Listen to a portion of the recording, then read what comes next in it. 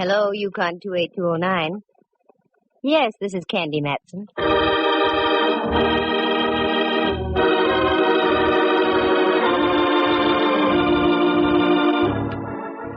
Got an old corpse kicking around you want identified? Know of any good murders you want solved? We've got just the girl for you. Her name is Candy Matson. Mighty cute, too. She fills out a size 12 suit to just the right proportions. Soft blonde hair, 2 sparkling blue eyes, and all in all, she looks as though she might have stepped right off a Varga calendar. And what's more, she's a private eye. You scoff? You ridicule? I'll let you see for yourselves. Listen, she's talking on the phone right now. Hello, Candy Matson. Hello, Miss Matson. I'm afraid you don't know me. That makes it even. You don't know me. Let's go from there. I've read about you in the papers, Miss Matson. You handle confidential cases. That's right. However, there's a little matter of a fee involved. Yes, I know. I can pay. That's item number 1. Now to item number 2. What's the confidential case? I can't possibly tell you on the phone, Miss Matson. I said it was confidential.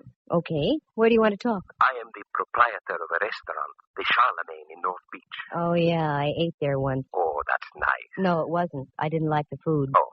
However, I'll overlook it. Do you want to talk in about an hour? That will be fine, Miss Matson. Good. And your name would be? Martinello. Carlo Martinello. Okay, Mr. Martinello. And have some ink in your pen. It costs money just to talk.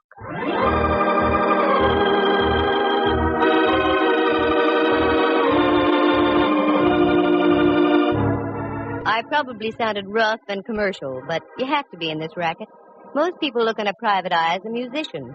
They invite you to a party and expect you to bring your harp for free. But I learned the hard way a long time ago. So now they pay in advance and take their chances later. That's the way it was with this Martinello. I was at home in my penthouse on Telegraph Hill out on the porch taking a sunbath when the phone rings and it's this Carlo character. That part was all right because I can always use new customers. But what made me mad was the fact that I had to stop listening to the 49ers belt the bejeebers out of the Cleveland Browns at Kezar Stadium. But I followed through and uncovered a couple of very done-in bodies along the way. Do you like the grotesque in your whodunits? Then follow me and we'll tiptoe lightly through the Tibbets, the Ponds, and the Baccalonis. Because part of the story unfolds at the Opera House. Reluctantly, I dressed into something Charlemagne-ish, turned off the 49ers Cleveland game, and went down to talk to Martinello. His place was typical, located on Powell Street, a garish neon sign, and as you walked in, the place was air-conditioned by eau de garlic. Yes, miss. You wish a table? I wish a table, yes. With the right party. I'm looking for the owner. I am the owner. I am Candy Matson. Oh, Miss Matson. Walk this way, please. If I could walk that way, I'd revive vaudeville. Pardon? Where is your office? Right over here. Allow me.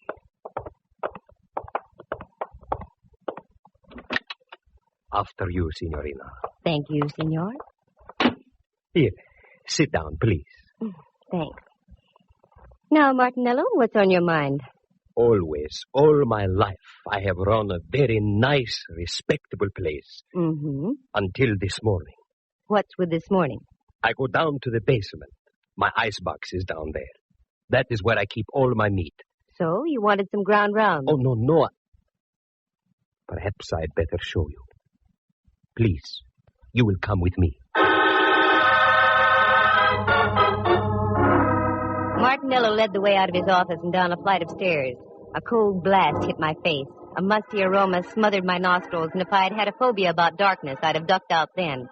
But I followed the guy, and we ended up in front of a refrigerator about the size of an Inquisition chamber. He opened the door, and it was the usual restaurant icebox, choice legs of lamb hanging from hooks, potential fillets, and thick New York cuts. The box was cold, and I started to shiver. Not from the refrigeration, no, because over in the corner was a man. He looked like something out of a long-lost Arctic expedition. He had a long, flowing mustache, every bristle of which was coated with ice. He was quite frozen and quite dead.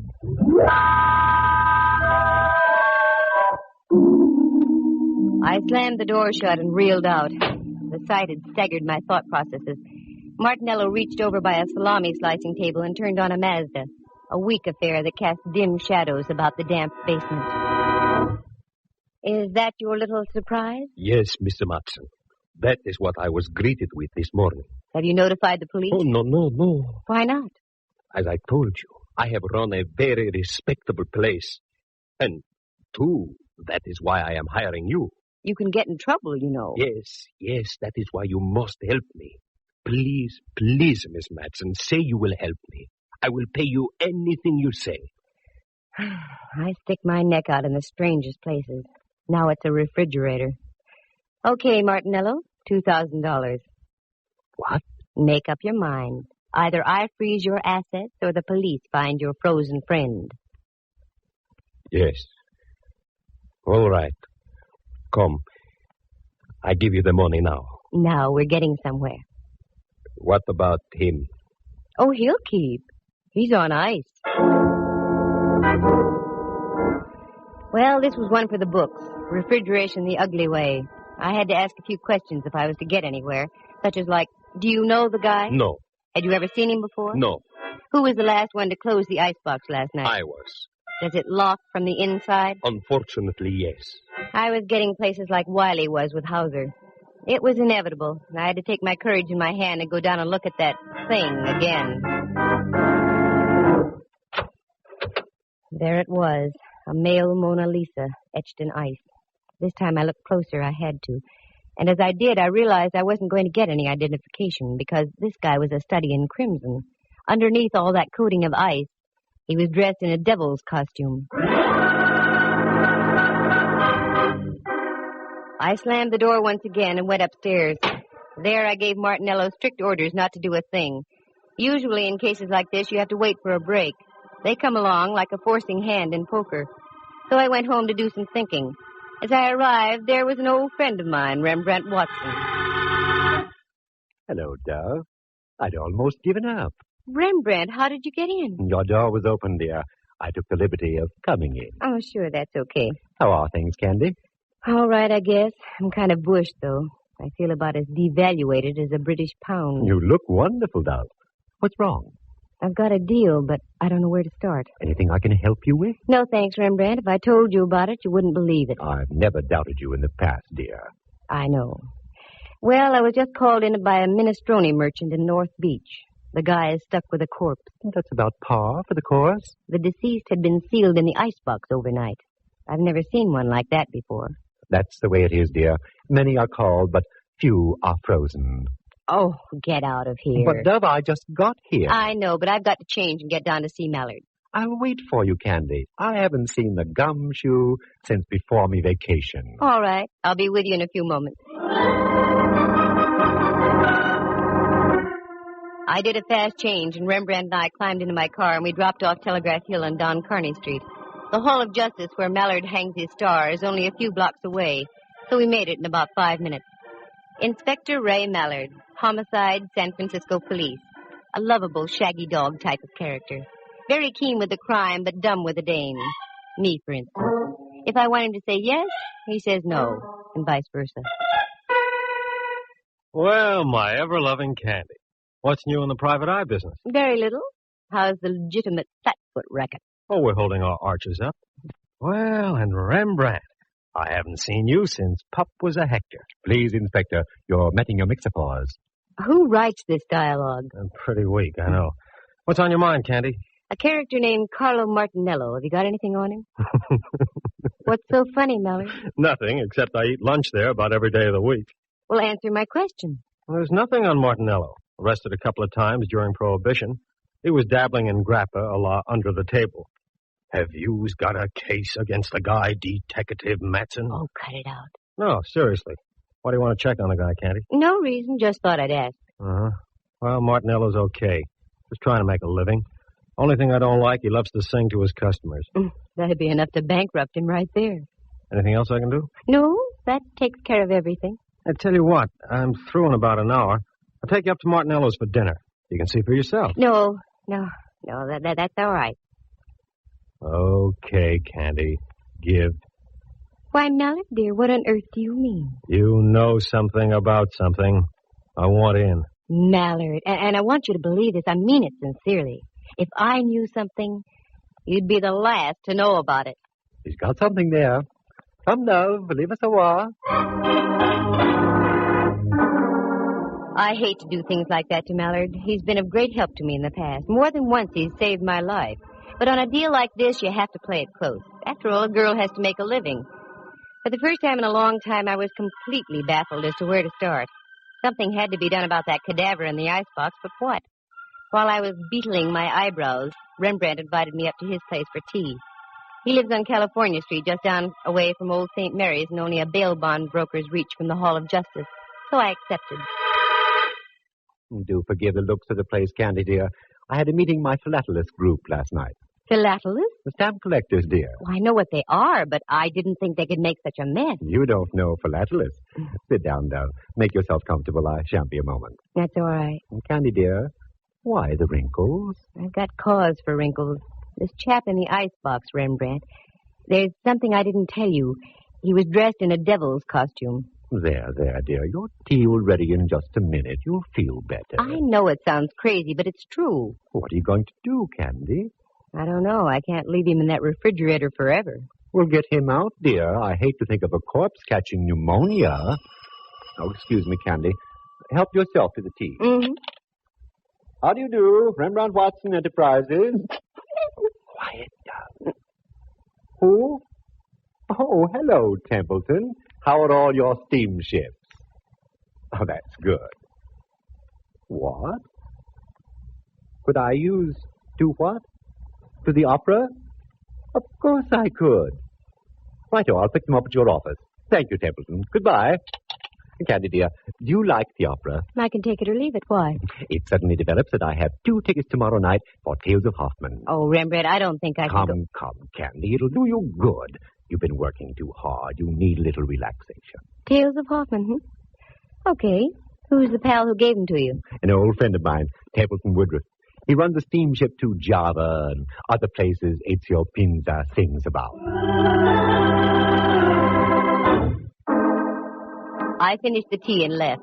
Right then, the only opera I could think of was the one going on in an icebox at Martinello's.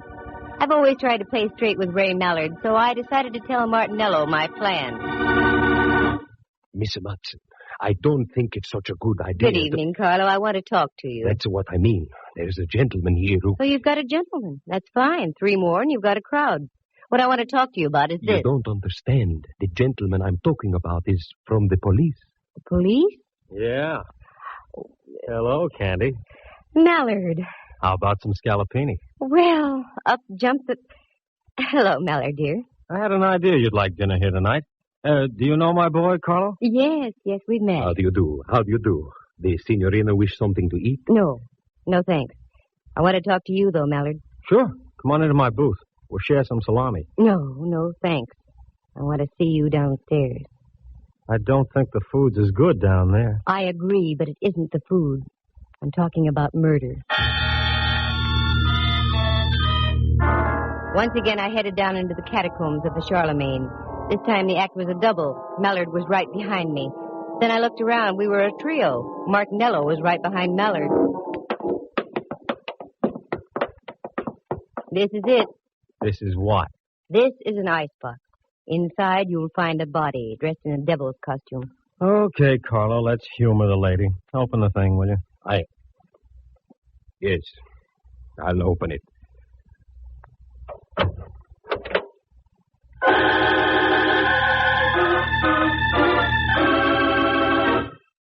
Lovely view of the beef. It's gone. The body's gone.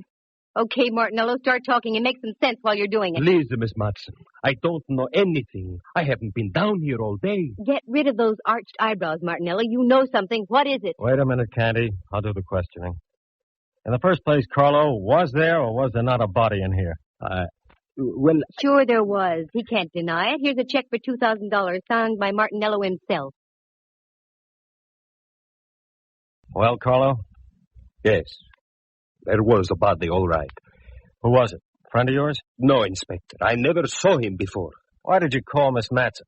Why didn't you come to see me about it? Well, you know, Inspector, the police... Just because you were once arrested for bootlegging, Carlo, is no reason to be afraid of the police. Well, I'll put a couple of my men on the job and see what we can turn up. What? Is that all you're going to do, Mallard? No. Right now, I'm going back upstairs and have some of Carlo's scallopini. Mallard, are you out of your head? Look, Candy, in order to have a murder case, you've got to have a body. Obviously, we're fresh out. And until your pal with the devil's costume turns up, I intend to live my typical everyday life. Don't forget the mushrooms, Carlo. There are times when I get so mad at Mallard I want to scream. I didn't, though. I only scrammed. I hung on to the 2,000, however. I felt I deserved it just for getting my curiosity aroused, and it was aroused plenty. Corpses don't get up and walk out of ice boxes by themselves. But after all, Mallard had a point. There was nothing to be done without a body. So I went home and waded into a stack of dirty dishes that had been piling up. Then I fixed dinner and started a new stack of dirty dishes. Got a book and ducked into bed. In the morning, I had an idea. After breakfast, I went down to the corner of Broadway and Columbus. That's where North Beach does a neat blend with Chinatown. On the corner was a Joe who sold newspapers. I'd known him for some time, and he seemed to like me.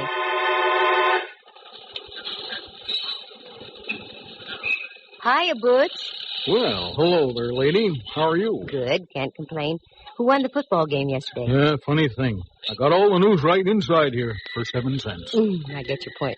Give me a chronicle, will you? Sure. Here. Thanks. Who do you like in the feature at Bay Meadows? A goat named Candy. What did you say? There's a pig named Candy running in the 7th. Take it or leave it. What a tip.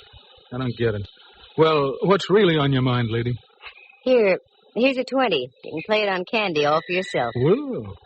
Do you know a gent named Martinello, Butch? He owns the Charlemagne down the block. Sure. What about him? That's what I'm asking you. What about him? Oh, he's all right. A little screwy, but he keeps his nose clean. Is that all? Yeah. Should there be more? I don't know. Thanks, Butch. I hope Candy pays off.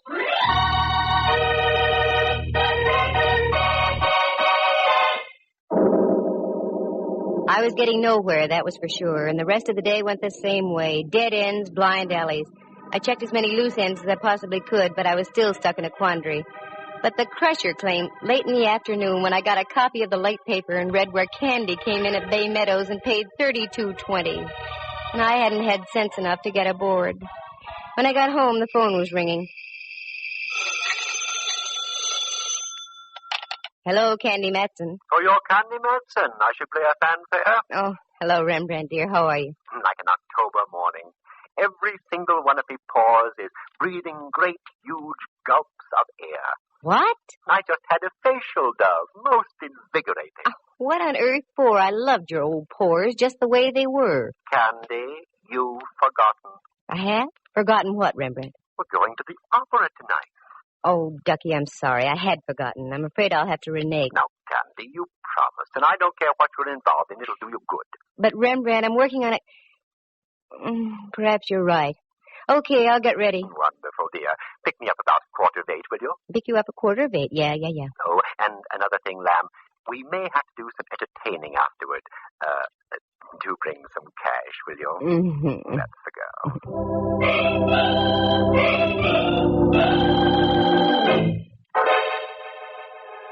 That Rembrandt, always stony broke. I guess photography isn't what it's cracked up to be. I didn't mind, though. He's been a friend to me on more than one occasion. Well, if I was going to the opera, I had to start thinking in operatic terms.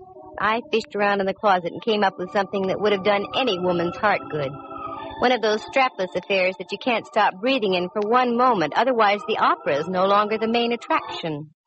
I powdered, perfumed, pouted, and rouged and took off after Rembrandt. But just as I started to leave... Just a moment. Well, get a load of the Duchess. Mm-hmm. It won't be Halloween for another couple of weeks yet. Oh, very funny. Come on in, Millard. What are you decked out for, Candy? Something you wouldn't understand. I'm going to the opera. Oh, I love the opera. Any horse opera with Tex Acuff in it. That's what I thought. What's on your mind, Millard? I've got to pick up Rembrandt in 10 minutes. Well, I was just driving by, so I thought I'd stop and tell you the news. News? About what? We found El Diablo. The guy in the icebox? Yeah.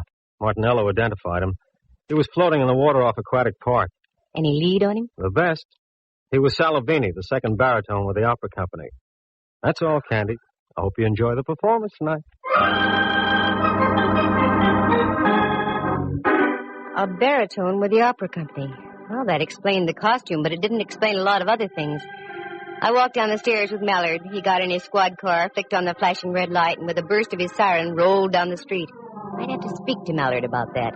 All the neighbors had their heads out of their windows as I climbed into my car and followed. What an exit. I picked up Rembrandt and we drove up to the Civic Center. I found a place to park. A minor miracle. The last time I went to the opera, I had to drive almost to Palo Alto and come back by train. Rembrandt's friend must have been very influential. We had seats in the Diamond Horseshoe. They were presenting Tales of Hoffmann, and a friend of mine, Dorothy Warrenschold, was singing the role of Antonia. It was a fine performance, and after the last curtain, I took Rembrandt and we went backstage to see Dorothy.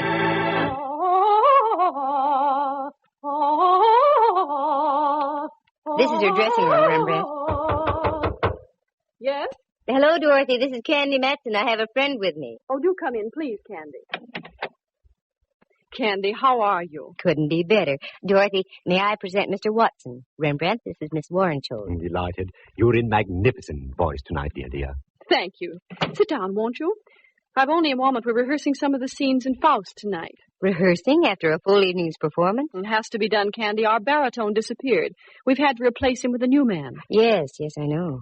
By the way, Dorothy, I heard you on your Standard Hour broadcast a few weeks ago. It was a wonderful performance.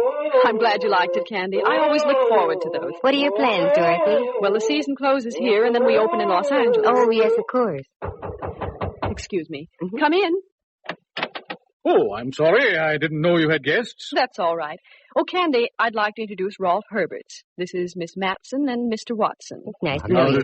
Mr. Herberts is our new baritone. Oh, yes. That's why we're rehearsing tonight. I won't take any more of your time, Dorothy. I just thought we'd save a few moments of rehearsal if I told you that I don't move in that last scene. I sing upstage. That will leave you free to take as much stage as you like. Fine, Rolf. That will save time. Thanks. Oh, not at all. I'm glad to have met you, Miss Matson, Mr. Watson. Nice to have met you, sir. See you on stage, Dorothy. Yes, Rolf. Rolf has a wonderful voice, and he's a good actor, too. You know, I think he'll be even better than Salavini. I've seen him before. Oh, yes, he's been in pictures and on the concert stage, and in opera, too, but he's never really had a good break. This might be it. Uh-oh, that's it, Candy. I'm sorry, but I'll have to leave. Certainly, Dorothy. Say, why don't you stand in the wings? You can watch the rehearsal if you'd like. Oh, I'd love it. Come on, then. Follow me.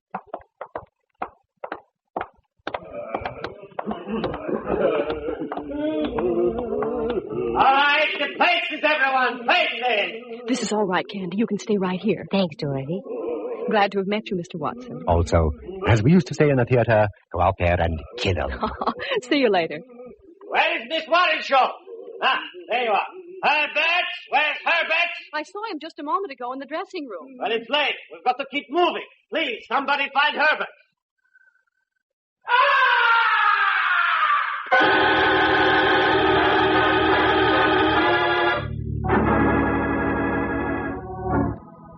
From way up in the heights of the stage, the opera house was pierced with a blood-curdling scream. That was no ordinary scream. It was the scream of death. You wait here, Rembrandt. Keep your eyes open. I'm going up to have a look. That scream wasn't in the score of Faust.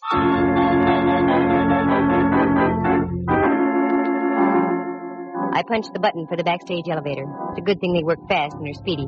Once inside, I pressed the button for the fourth gallery. I got out. This was the top of the opera house. The place was loaded with old sets, props, papier-mâché alligators, gold goblets.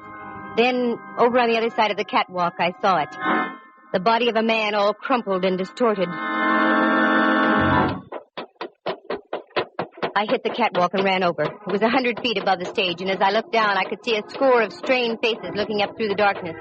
I got on the other side and bent over the body. It was that of Rolf Herberts. Candy, down here. I think your man just ducked down underneath the stage.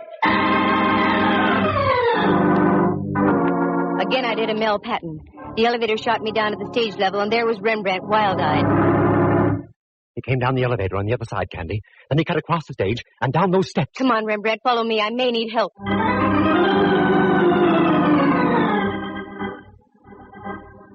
We ran down the steps and into the bowels of the stage. It looked like a nightmare, a myriad of cross beams of steel for the rising stages. We cleared those and went around by the chorus dressing rooms. There was only one out. I remembered it. A door over in the corner, very seldom used, but it was open. It led into a long tunnel with giant steam pipes running overhead and to the right. This went underground over to the Veterans Building. Down by your feet, there's a stream of water flowing in a trough. It's the old Hayes Valley Creek. Our killer decidedly knew his opera house. As we entered the tunnel, I could see him up ahead running like crazy, so we took off after him. We made the other side, and it breaks into a big engine room. As we came into the opening, I looked around. The engineer was lying on the floor out like a light, blood spurting from his scalp. Then I glanced up. There was another door. This led into the Veterans Building itself and an avenue of escape onto Van Ness. I ran up. Then as we got into the long corridor, I saw Martinello breaking for the door. Stop! Stop, Martinello! Stop! You think I am a fool? I do if you don't stop. Try and get me. Okay, pal.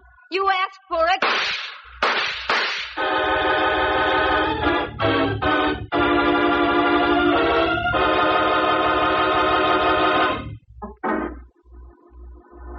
It was the first time I had ever shot a man. It didn't feel good. But he lived, and later the doctors of law gave him a little pill. The cyanide kind they dropped inside the gas chamber at San Quentin. Martinello paid his debt. Details? Sure, I'll fill him in now. Martinello loved to sing. Ray Mallard had told me that. For years, Carlo had been hanging around the opera house hoping to step into a role. This season, a director had jokingly told him that if he ran out of baritones, he'd let Carlo take over. Carlo took him seriously. He lured Salavini down to his restaurant on a fake emergency call, costume and all, and did him in. But then he became frightened. That's when he called me. It was worth $2,000 to have me hush things up. But I don't operate like that. He had a hunch I was going to tip off Mallard. That's when he removed the body from the icebox and dumped him into the bay. Carlo had also been at the performance of Tales of Hoffman. That's when he learned that they'd rustled up Rolf Herbert to sing in place of Salavini.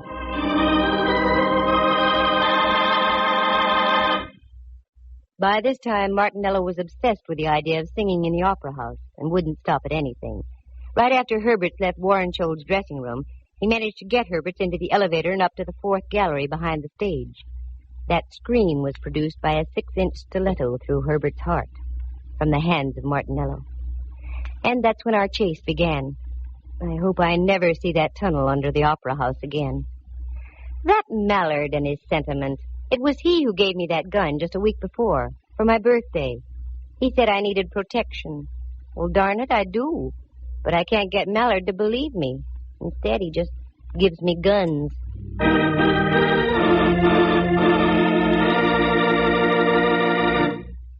Listen again at this same time next week. For excitement and adventure, just dial Candy Matson, Yukon 28209.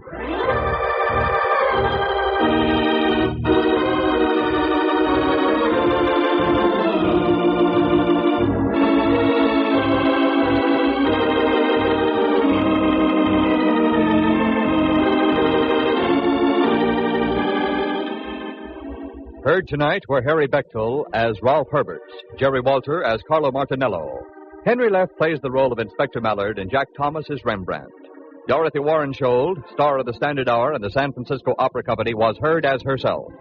The program stars Natalie Masters as Candy and is written and produced by Monty Masters. With the exception of Miss Warrenshold, any resemblance to actual people in tonight's play is purely coincidental. Candy Matson comes to you from San Francisco. This is Dudley Manlove speaking.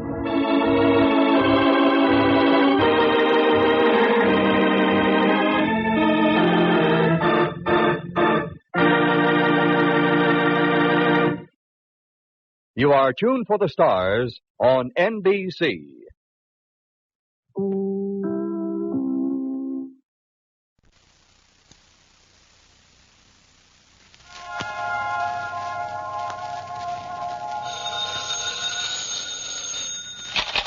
Hello, Yukon 28209. Yes, this is Candy Matson.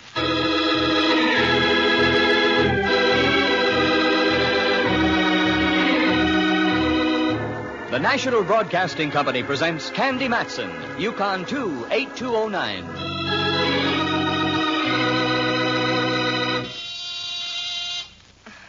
moment. Oh, people can barge in on you at the... Now, where's that... Oh, it's better than nothing. Wait a second. Hi, Candy. Well, Millard, my favorite foot flap.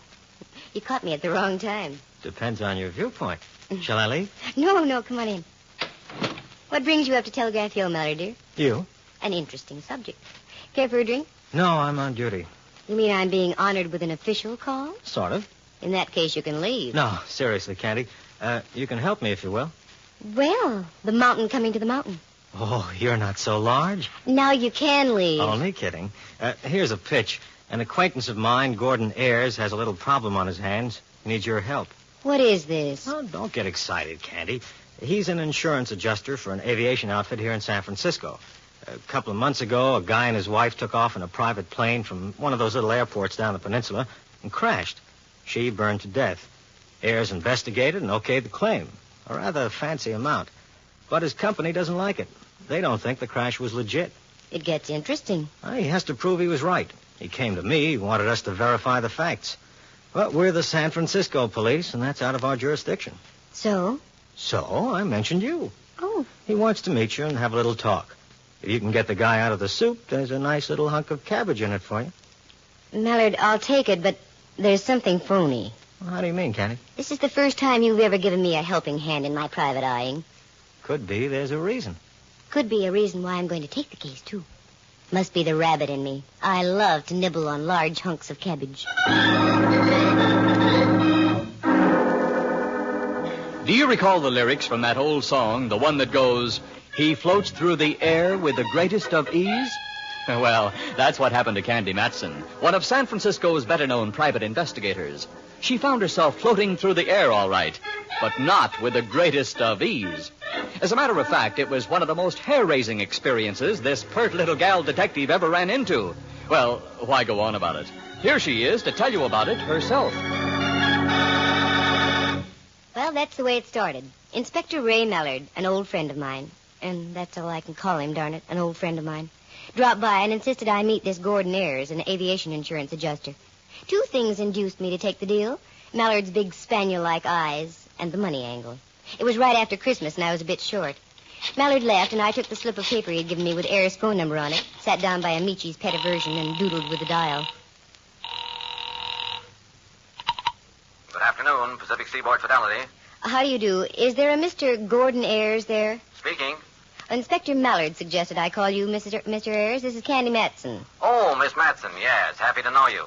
I imagine Mallard explained my dilemma. Not in detail, no. Well, the situation is quite complicated. I was wondering if we could meet and discuss it at length. Can we get together this afternoon? If you say so, yes. Time is of the utmost importance, Miss Matson. All right, you call it, Mr. Ayres. Splendid. I'm just leaving the office now. I have an appointment down the peninsula in an hour. Do you have a car? Yes, I do. Could you meet me at the San Mateo Airport, Cranston Flying Service? That's okay. About an hour and a half? Hour and a half, fine. Goodbye, Miss Matson. This I didn't like. Already I was money in the hole. San Mateo Airport. Right on the water next to Bay Meadows, separated by the highway and a couple of salt marshes. Why should I have to meet the guy down there? Oh, me. Well, I drove down to the San Mateo Airport, found the Cranston Flying Service building, and got out of the car and waited. It was a nice afternoon, so I stood watching some of the planes take off and land.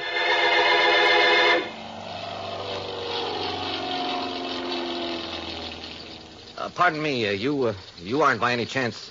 Oh, no, of course not. No, I'm not by any chance. I'm Candy Matson. Are you Mr. Ayres? That's right. I didn't expect anyone quite so young. Well, did you want to talk, Mr. Ayres, or just stand there like a sea bass out of water? Oh, pardon me. I want to talk, of course. By the way, have you ever flown? On commercial airlines, many times. Why? Would you like to take a little hop this afternoon? Well, what's that got to do with why I'm here? Plenty. It'll give you a picture of what I'm up against. In what do we fly, and who's going to be our guiding angel? Well, we'll probably fly in that Cessna over there, and I shall do the piloting. Well, I don't know. Have you been flying long? About 20 years. Oh. And I also flew for Uncle Sam in the late mess over Germany. Okay, I'll take your word for it. Good. Let's go into the office. Mother told me there would be days like this. Candy, she used to say, never leave the house without your parachute. We slipped through some prop wash, and I displayed a bit of silk that didn't belong to a parachute. Then into the building that housed the Cranston office. It was typical. A glass-topped counter with various flying trophies hung about the walls. Old propellers, silver cups, pictures of planes, and assorted certificates. Ayres plopped his wallet on the counter, and the chap proceeded to check him out. We went out onto the field and climbed into the plane. Then Ayres gunned the motor, and we were taking off.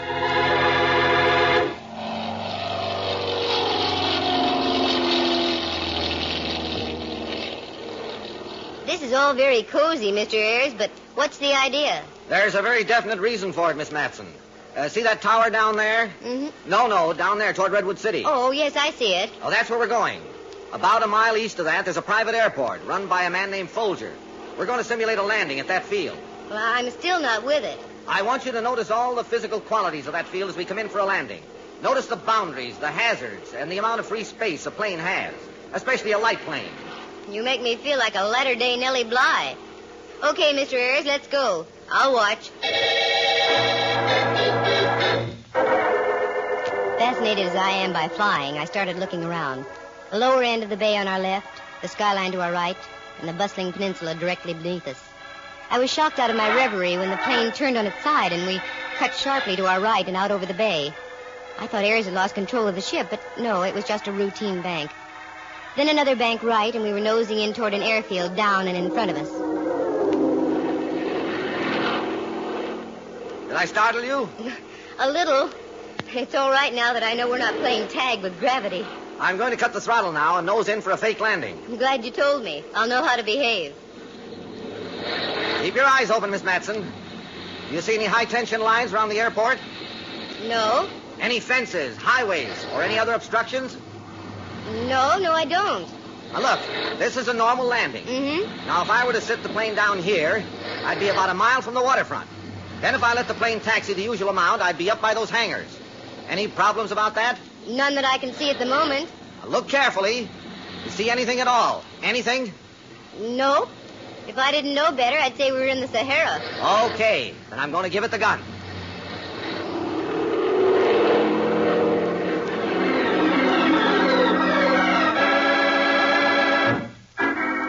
Without the wheels touching the ground, we were climbing into the sky again and back toward the San Mateo airport. In less than minutes, Ayres brought the plane in for a neat landing, and we were over a very dry martini in a little spot in Burlingame. Okay, we've played charades long enough, Mr. Ayres. Cut me in on the plot. It's merely this. The man who owns that airport, 𝒆𝒔, was out flying with his wife one afternoon. Brand new plane. They came in for a normal landing. Just as we did. As far as I could figure out, the plane nosed over, caught fire. He escaped. His wife didn't. As the adjuster on the case, I voted straight accident and asked my company to pay the claim. They didn't like the idea. You know how insurance companies are, Miss Matson. Naturally, they have to be suspicious. But in this case, their fears are groundless. Mm-hmm. What about 𝒆𝒔? Where is he now? Still running the airport. Now, let's get down to cases, Mr. Ayres. Just why did I get the free plane ride this afternoon? Well, I've known your friend Mallard for some time. I wanted him to sign this affidavit saying the field is perfectly safe for normal flying. He wouldn't do it. Naturally. Naturally, being with the San Francisco police. Then he suggested you. I have to have some licensed representative of the law's signature in order to clear my neck with my company. Here, you saw for yourself. Will you sign it? Whoa there, boy. Wait a minute. Feather your prop. You mean you won't sign it? I didn't say that. But I don't sign anything until I read the fine print. Not even for my pal Mallard. I'll tell you what I'm going to do. I'm going to leave now, after I have another olive and what goes with it. And then I'm going home. I'll call you tomorrow afternoon sometime. But, Miss Matson... Don't start to argue, Mr. Ayres. After my second olive, I get very stubborn. This got wilder by the moment. I was supposed to sign an affidavit clearing this joker on the basis of a 30-second buzz over a cow pasture. But oh no. I wasn't going to get caught with my flaps down, not for Mallard or anybody. I drove home to my penthouse on Telegraph Hill, dished up a warm tub, some warm soup, and then some warm blankets, and blacked out for the night. In the morning, I drove over to California Street near Old St. Mary's. I wanted to see a good luck piece of mine, Rembrandt Watson. Rembrandt's a photographer, and tops in his profession now that he's not supplying the rent for all the bistros on the Barbary Coast. Candy, my lily, greetings. If I was a GI, I'd slug you for that. How are you, Rembrandt? Strictly je suis très bon. That's French. Well, that's your opinion. And that's English. Oh, Dove, you look as well scrubbed as Mount Diablo after a rainfall. There's a romantic parallel. What brings you about on this lovely day? This lovely day. How would you like to go for a little drive, Ducky? Let's see. I was supposed to have tea with Diogenes Murphy, the honest Irishman. But he'll understand. Yes, I'd love it. Where are we going and why? San Mateo. And for why, I don't know. Well, that's San Mateo for you. Anyone else going with us? No, just the two of us. Oh, good. Then I shan't have to ride in the tunnel. Wait just a moment, Dove. Whilst I toss Henry me Great Dane a brisket or two, and I'll be right with you.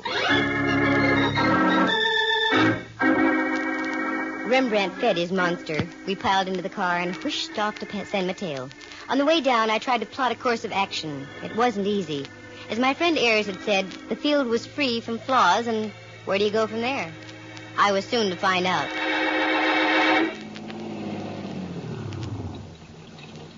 Is this our destination, Dove? That's right. Arid little spot, what? Yes. Reminds me of the recruiting posters I used to see for the Foreign Legion. Come on, Rembrandt. I want to see something. What, dear? The other side of this hangar over here. What's over there? The burnt fuselage of a plane. Candy girl, your sense of the macabre knows no bounds. Can't help it. This is business. Is that the one? I should imagine so.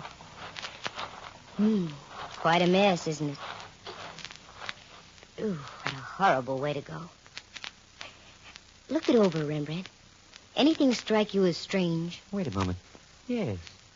Why are there tattered pieces of fabric on this side of the plane, and on the other, nothing but melted steel frame?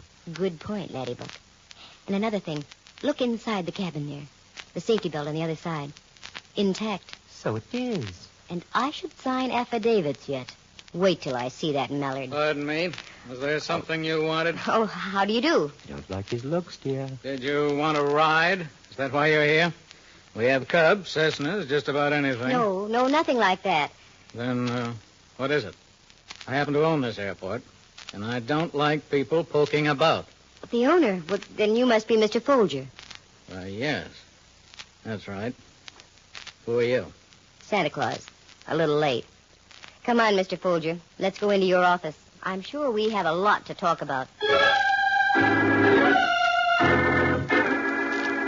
Folger led the way, and we went into a little Quonset hut type of building that served as the airport office. There were no trophies here, nothing but bareness. On one side was a pot-bellied stove, and on the other a mangy-looking parrot inside a cage. Folger motioned us to a couple of firehouse chairs and sat down himself in one that swiveled. Now then, what's this all about? I'm Candy Matson. This is my friend, Mr. Watson. I see. I'll be frank with you, Mr. Folger. I'm working with a Mr. Gordon Ayres of the Pacific Seaboard Fidelity Company. What? That's right. And they're holding up payment of your claim until Ayres can get a signed affidavit verifying his judgment. Fidelity! What in the world? Fidelity! Pay no attention, Miss Matson. That fool parrot picks up anything you say. I must admit this is somewhat of a shock. I thought it would be. Now, is there anything you can do to help me? Pictures, diagrams, anything like that?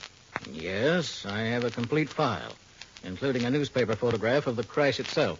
May I see them? Newspaper! Quiet! Quiet, you idiot. Quiet, you idiot! Quiet, you idiot! Yes, you may see them. I keep them in my apartment in the city. If you'd care to drop by this evening, I'll show them to you. Good. Supposing you give me a call when you get in town. Candy Matson, Yukon 28209. I'll write that down. Candy Matson! Candy Matson! That's right, Polly. NC 98012. I said quiet. Oh, someday I'll wring that blasted bird's neck. The only reason I keep her around is because she belonged to my wife. There. I'll call you this evening, Miss Matson. We left the place, got in the car, drove back down the road, and ducked into a little clump of trees well hidden. Rembrandt looked at me as though I was losing my mind. But in about 10 minutes, we heard the sound of a car coming from the airport. It roared past us, and at the wheel was Folger. That's all I wanted. I whipped us back to the Quonset hut, fully expecting the place to be locked tighter than a drum, but it wasn't. The door was wide open. What's the idea, Candy? Well, I'm not sure, Rembrandt. It's just a hunch. That open door, though, means we're going to have to work fast. Work fast? At what? My telephone number is Yukon, not NC something or other. I've a sneaking idea that somewhere back in the dim recesses of that parrot's memory, I can get a key to this whole thing. Now, hello, Polly. Pretty Polly. Give me a pencil, Rembrandt. Pencil? Here. Thanks. Pretty Polly. Candy Matson, Yukon 28209. Pretty Polly. Candy Matson, Yukon 28209. Candy Matson, Candy Matson. NC. NC 98012. 98012, that's it. Thanks, Polly. Come on, Rembrandt, let's get gone with the wind. I left Rembrandt off at Diogenes Murphy's place on Van Ness Avenue and drove downtown. I ran into a present-day miracle by finding a place to park, then took the elevator up to the offices of the Pacific Seaboard Fidelity Company. I spotted Ayers' office and walked in. Well, Miss Matson, sit down, sit down. You're as good as your word. Thanks. Got anything for me? I may have, but first I want to know if you've got anything for me. Some little piece of information you've been holding out. From your own company, for instance? I don't quite understand you, Miss Matson. I'll come to the point, then. How in the name of Kitty Hawk could you honestly pay a claim on that wreck at Folger's Airport? The plane was obviously burned only on one side, the passengers. And also, the passenger's safety belt was still intact, tightly fastened. You're a suspicious little thing, aren't you? Well, I'm like the insurance companies. I made the same mistake myself. That fuselage you saw was a training plane. It cracked up on a routine flight. No one hurt. The plane in which Mrs. Folger was killed was sold for scrap a week after my formal investigation. Oh, well, looks like I pulled the trigger on the wrong target. Yeah, well, that's all right. As I said, I made the same mistake myself. However, I don't think it was advisable for you to go down there without consulting me first. Oh? Folger called me on the phone right after you left. You've given him a fine case of the jitters. Look, Mr. Ayers, I operate in my own manner. If I saw reason to give Folger's cow pasture the once-over, that's as it should be. And if that isn't agreeable to you, you can get another boy or girl. Oh, now, wait a moment. I'm sorry. No, you continue doing as you are. Good. Naturally, you want to be thorough about this thing, and I can't blame you. Right. Now then, what's the next step, Miss Matson? Well, offhand, I really don't know. I'll call you first thing in the morning. First thing in the morning, fine.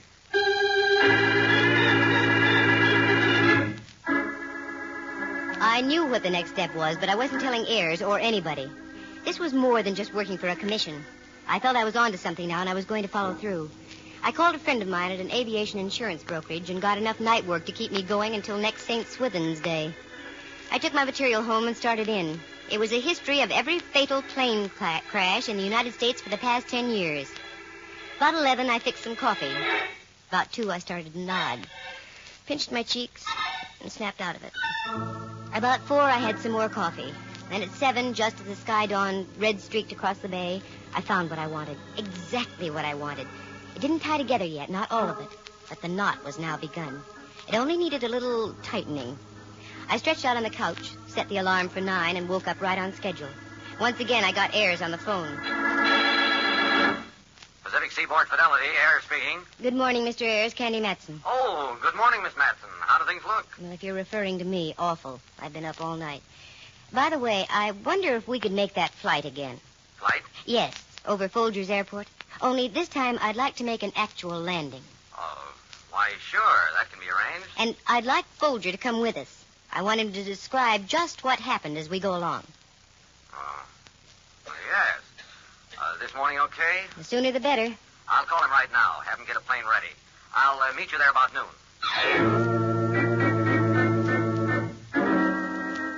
Now I had to work fast. I called Mallard, explained the situation, and he agreed to get one of his radio technicians and come along with me. We drove back down the peninsula, and I left them both at Cranston's flying service where they went to work. Then I continued to Folger's Airport. It was a little before noon, and Folger had the ship out on the runway warming it up.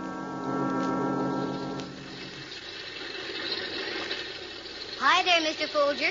Seen anything of Ayers? Yeah, he's in the office. He'll be right out. Come on, you can get in. Okay. Here comes Ayers now. Here, let me give you a hand. Mm-hmm. You can sit up front, and I'll sit back here. All right. Thank you. Right on time, I see, Miss Matson. Yes. Got the plane gas, Folger? Yeah, all set. Well, I guess we can take off. Here we go.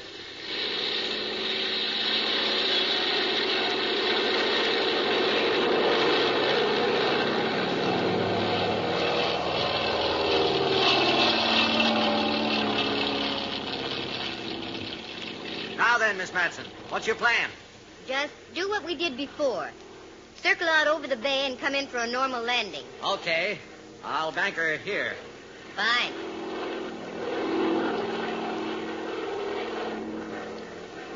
Now, is there any way for Folger to take the wheel? I beg your pardon? I said, is there any way for Folger to take the wheel? Why, no, I don't think so. He's back there. That's because he can't fly, isn't that right? Isn't that right, Folger? What's she talking about, Ayres? I don't know. She must be out of her head. I'm not taking any chances with her. I'm going to set the ship down right now. The way you set it down with Folger's wife in it, so she burned beyond recognition? Why, you... I can get the whole story, Ayres. Look at Folger, white as a sheet. He's ready to talk right now, aren't you, Folger? Yes. I'll talk. I'll tell everything. Including the story about the same kind of crash in Toledo, Ohio? All right, you two, don't move. I assure you this gun is very deadly. You, Folger, open the starboard door. Go on, open it. Gordon, you don't know what you're doing. Oh, yes, I do. And neither one of you are going to live to tell about it. Go on, Folger, get up by the door. Go on. Gordon, please don't do it.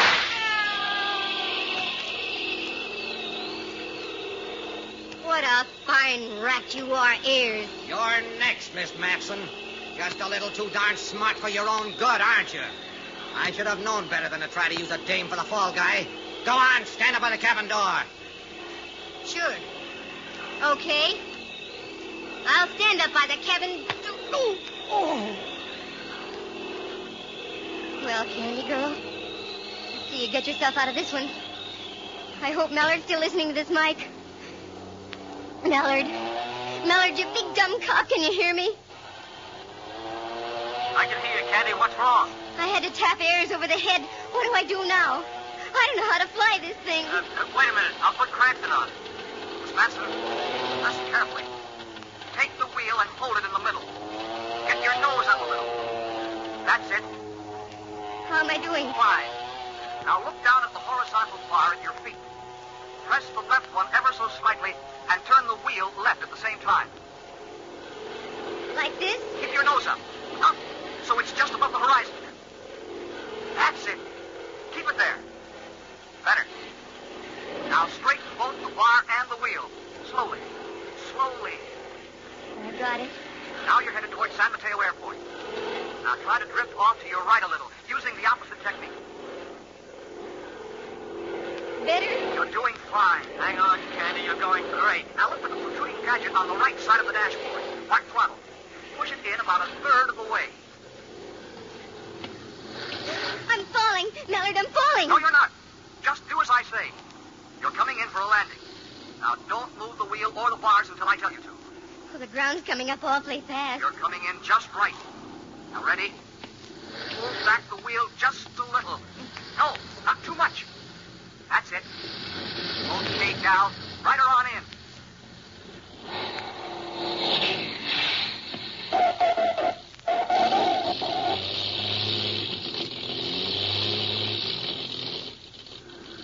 Now, quick. Kill your ignition. Kill it. Turn off the key. Candy, you made it. Candy, I said... Come on, Cranston, let's get out to that plane.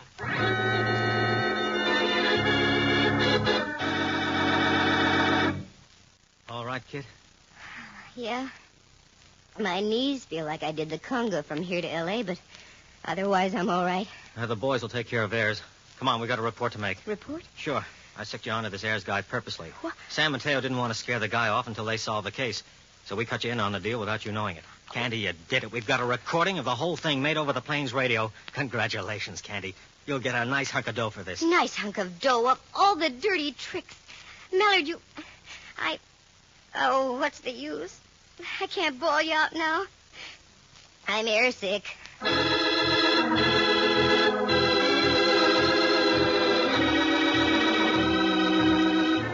It was a very slick deal. Ayres was a top-notch insurance boy. About 5 years ago, he met up with Folger. This was in Toledo, Ohio. Folger was married to a very wealthy gal, but couldn't get his hands on any of the money. Ayres hit upon a pretty little method of mayhem back there. He took out a license plate under Folger's name, fireproofed his half of the plane, also the passenger's safety belt. Then one fine day, he came in for a landing, deliberately pancaked the ship, left the motor running, and let the crate burn, with Folger's wife in it. They collected plenty.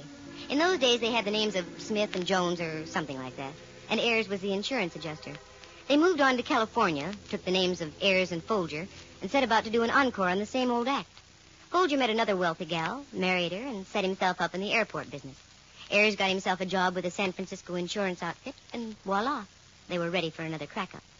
My suspicions were first lit up when I saw Ayres' face. He had more scars and stitches than a well-seasoned hockey player. And that broken-up fuselage behind Folger's airport, that was another giveaway. It was a test model they'd used to make sure their plans were all set. But the real giveaway was the parrot. What a memory. NC 98012 was the license number of the plane that crashed in Toledo, killing Folger's first wife. The parrot was also her pet, and Folger had kept it for sentimental reasons. He shouldn't ought to have done it, though, because through the parrot I traced the whole thing. It was a nice one-time racket, but they should have quit before the police tripped them up. Oh, yes, Ayres was convicted. And Pacific Seaboard Fidelity rewarded me quite handsomely. But that mallard, deliberately using me for bait. I got even with him, though. I made him take me deep-sea fishing about a week later. Oh, did he get sick. Seasick. And I just stood there and laughed and laughed and laughed and laughed. Listen again next week at this same time. For excitement and adventure, just dial Candy Matson, Yukon 28209. Heard tonight were Lou Tobin as Ayres, Harry Beckville as Folger, and Jack Cahill as Cranston. Henry Leff as Inspector Ray Mallard, and Jack Thomas plays the part of Rembrandt Watson. The program stars Natalie Masters as Candy and is written and produced by Monty Masters. Sound effects were created by Bill Brownell and Jay Rendon. Eloise Rowan is heard at the organ. The characters in tonight's story are entirely fictitious. Any resemblance to actual people is purely coincidental. The program came to you from San Francisco. Dudley Manlove speaking.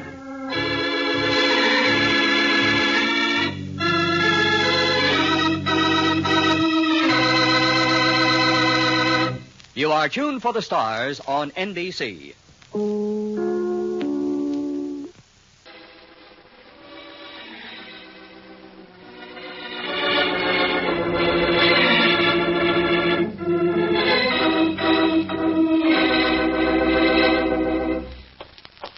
Well, hello there, Candy. How's the one-woman Scotland Yard? Okay, Inspector. If business was any better, you fellows could all retire on your big fat pensions. Is Mallard in his office? Oh, sure. I just left him there. He's working on a deal, but it's all right. A deal? Oh, I won't bother him then. It's all right. When last observed, he was perched neatly on the horns of a dilemma. Ouch. Well, in that case, I'd better go in, Inspector. Righto. Drop around any time. High heels sound so much nicer than flat feet. Thank you, sir. Good morning, Lieutenant Mallard. Candy, for Pete's sake, I wish you'd knock when you come in here. Why? Well, I might have been, What, Mallard, dear? asleep or something. Well, now that you're in, pull up a chair and set a spell. I heard you were busy. You heard I was busy, so you barged right in? I can always barge right out again, you know. No, stick around. I've done all I can for now. What have you got, a murder? In homicide, I'd be working on a purse snatching. Here, take a look. Ever see anything like that before? Nope. Looks like a small medallion of some kind. I don't think so. Near as I can figure, it's the symbol of an order or a cult. You recognize the characters on it? Oh, they seem to have an Egyptian flavor. That was my thinking, too. However, I'm not an Egyptologist. You can always take it over to the University of California. University of California? What's wrong with that? Oh, it'd be like cutting off my own nose. I've got Stanford and 6 points in the big game. After what UCLA did to them? Oh, no, sorry. From now on, I will knock before I come in here. And if I get an answer, I'm going to leave. You've got a point there. I know I have. I mean about taking this over to the university. Hey, wait a minute. Why didn't I think of it before? What? Rembrandt. He has a brushing acquaintance with the Egyptian language and writing. Rembrandt? Rembrandt Watson? Oh, you're kidding. No, I'm not. He spent quite a bit of time in Egypt before the war. Come on, get in the car and we'll drive over to his place. I've got to see him anyway. I'm sorry, Candy. No can do. I got to be in Judge Wallach's court in 10 minutes. Well, let me have it and I'll take it over to him. If Rembrandt comes up with anything, I'll report right back. Okay, just don't lose it, that's all. Why? Can't you get another one? Well, not this particular one, we can't. We took it off the body of a woman they found floating last night in Stowe Lake. Stowe Lake in Golden Gate Park? Mm-hmm. What a charming place to take your last bath. Oh, I almost forgot what I came here for to begin with. Here's the book I borrowed from you, Mallard, dear. Book? Which book is that? Latest facts and figures on the rise and fall of crime throughout the Western Hemisphere, plus a comprehensive digest on criminal trends in the United States as compiled by police departments of major cities throughout the country. Oh, thanks. Did you get anything out of it? The book? Heck no, I just barely managed to get through the title.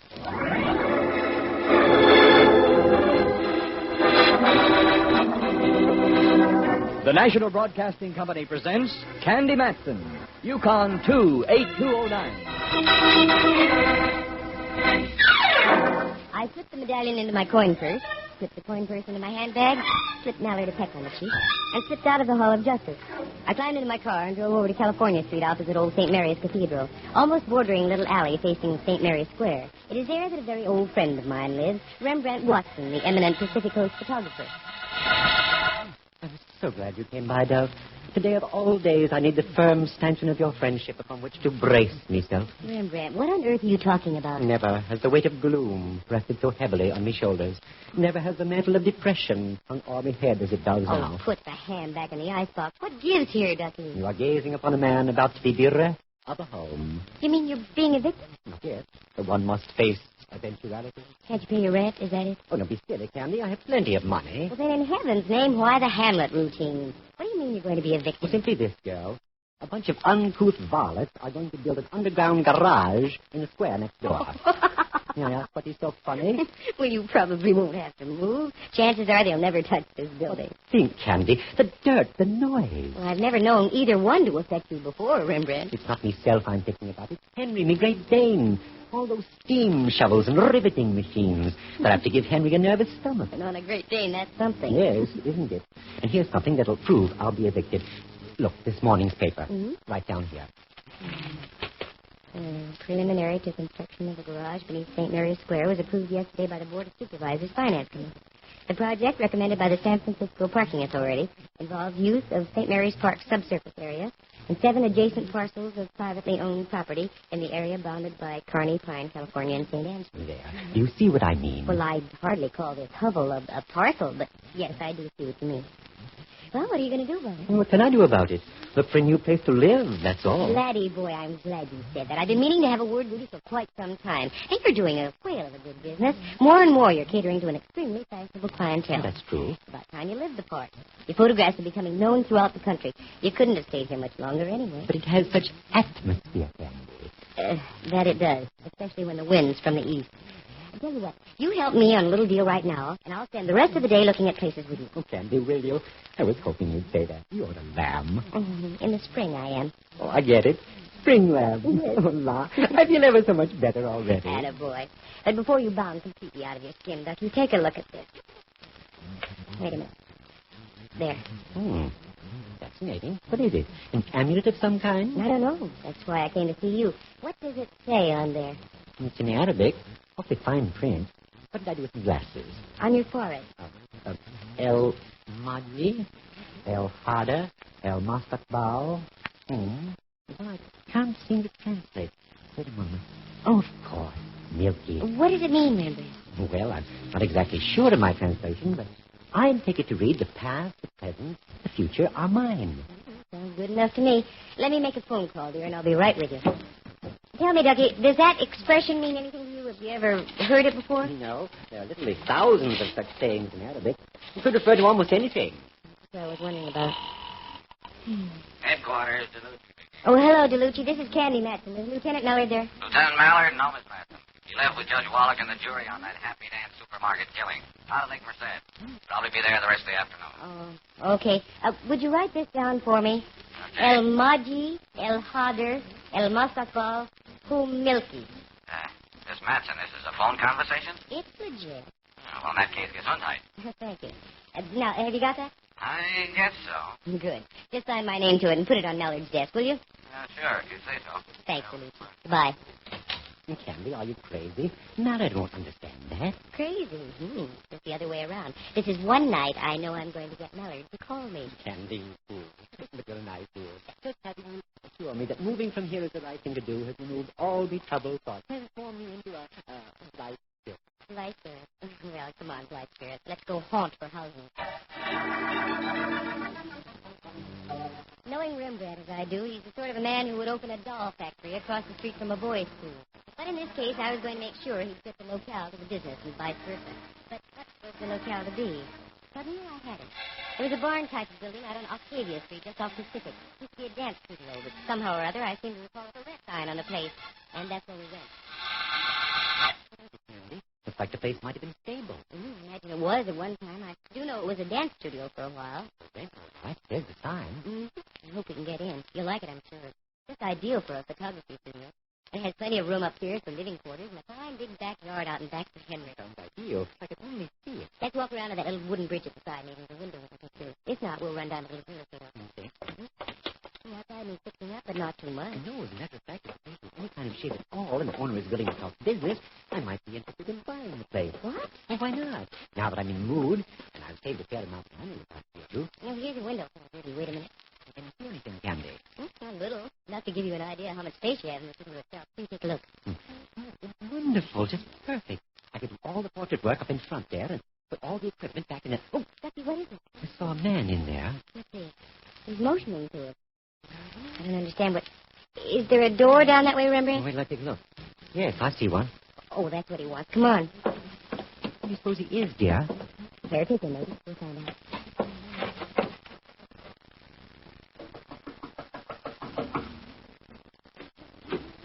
Was there something you wanted?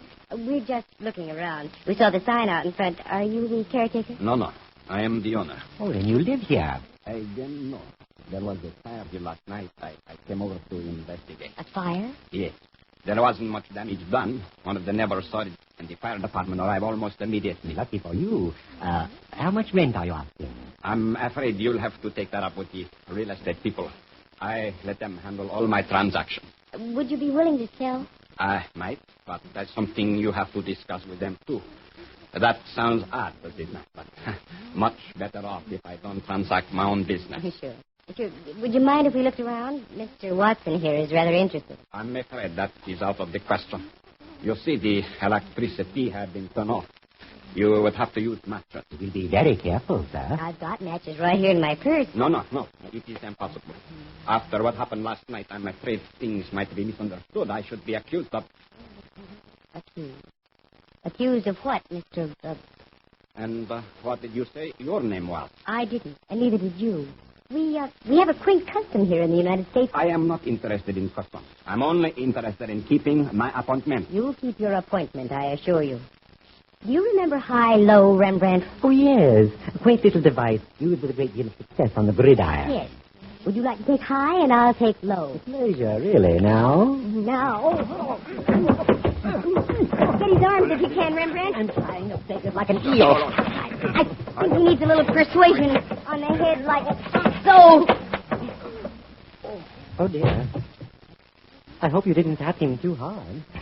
No, he just went sleepy by for a little while. May I ask the reason for this unwomanly outburst on your part, Dove? You certainly may, Slugger. Look, up there on that beam above us. Oh, dear. Where are my glasses?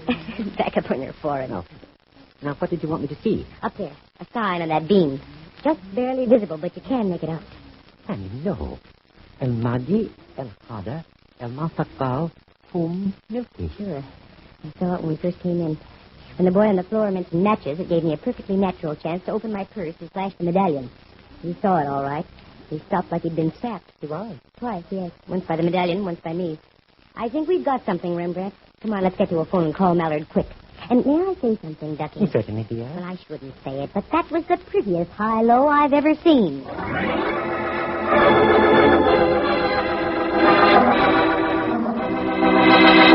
From San Francisco, the National Broadcasting Company is presenting Candy Matson, Yukon 28209. I left my gun with Rembrandt, who by this time was sitting on our little friend. I took off, found a grocery store about 3 blocks down, and placed a call to Mallard. Fortunately, he was in, and after I told him what was happening, he was out again, this time headed for the former dance studio. I ran back to the place, and Sleeping Beauty was showing signs of coming to, with Rembrandt still riding a choppy sea on the guy's twisting chest. I'm so glad you're back, girl. Miss Speed is beginning to buck a bit, and I did so want to avoid smacking him on the noggin again. Yeah, I don't blame you. After a while, it begins to hurt. Here, give me the gun, Rembrandt. Thanks. Now, stand back. If the Joker tries anything, there's going to be badminton with bullets for birds. Did you get Mallard? Yes, he'll be here in a moment or two. In the Hall of Justice? That'll be forever. You don't know Mallard when he has a chance to play with that siren. Oh. That's him snapping out of it. Oh. I think, miss, you will regret exceedingly what you have done. Maybe so, maybe no. Now, care to tell us about this past, present, and future our mind stuff? I'm not saying a word. Does it surprise you I know the translation? You might as well tell us. You'll have to in the long run. I have nothing to say. and I mean that. I'll bet you do. Wait a minute. See who it is, Rembrandt. It's Mallard and his peculiar system. Oh, good. Open the door for them. Ah, this is cozy. All you need is a fourth for bridge.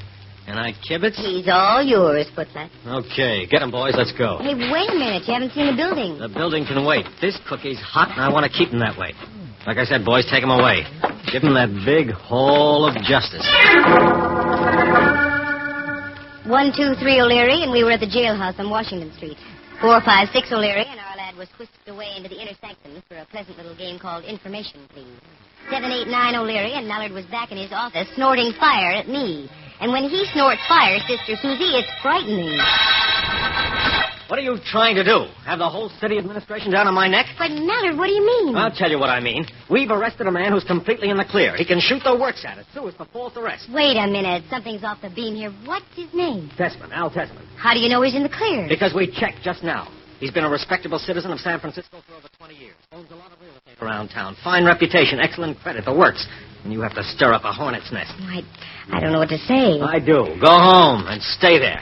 I have a hunch the guy's going to press an assault and battery charge against you and Rembrandt. And he's got every legal right to do it, too. Yipes. I wonder how I'll look in stripes. Mallard was just plain out and out sore. Judging the mess on its face value, he was entitled to be sore. But I'm not the gal to take things on face value. That sign on the beam out at the old studio definitely had a link with the inscription on the amulet. I was sure of it.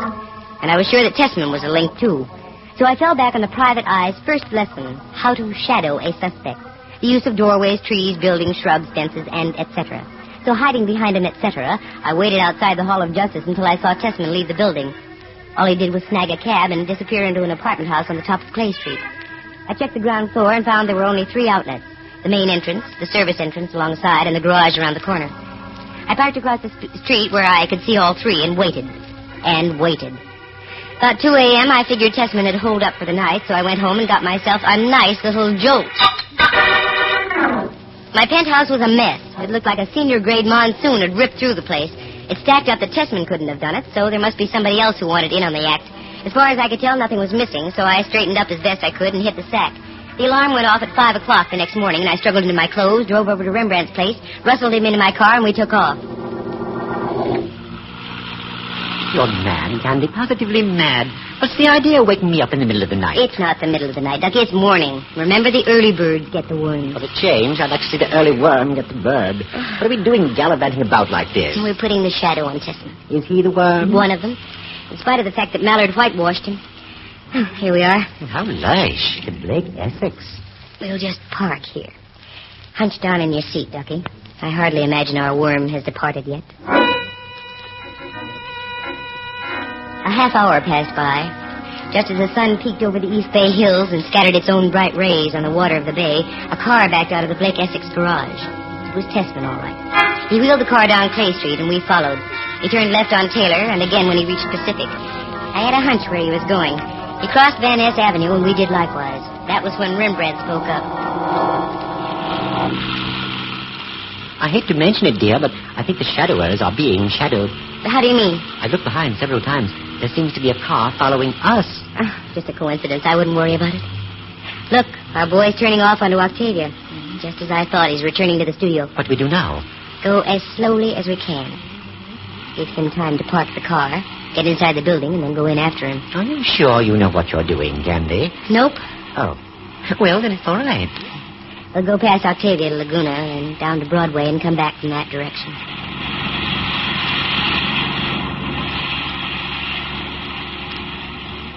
That should do it. Now to double back along Broadway. I dislike being repetitious, girl, but the car's still following us. Well, there's nothing like a showdown. Here we are at Octavia. Let's find out. Look, across the street at the studio. Out in front there. Bags of cement, sand, and a pile of bricks. That wasn't there when we left yesterday. No. There's our friend, Candy, if he is. Well, I'm going to find out about this right now. Please, Miss Matson, remain seated in your car. Has it gone, Candy? That's a naive observation, Rembrandt. Looks more to me like a cannon. I assure you I won't hesitate using it. Now, if you and Mr. Watson will get out in an orderly manner and walk across the street into the studio, there will be no trouble. Looks like we have no choice. Come on, Ducky. This should be great sport.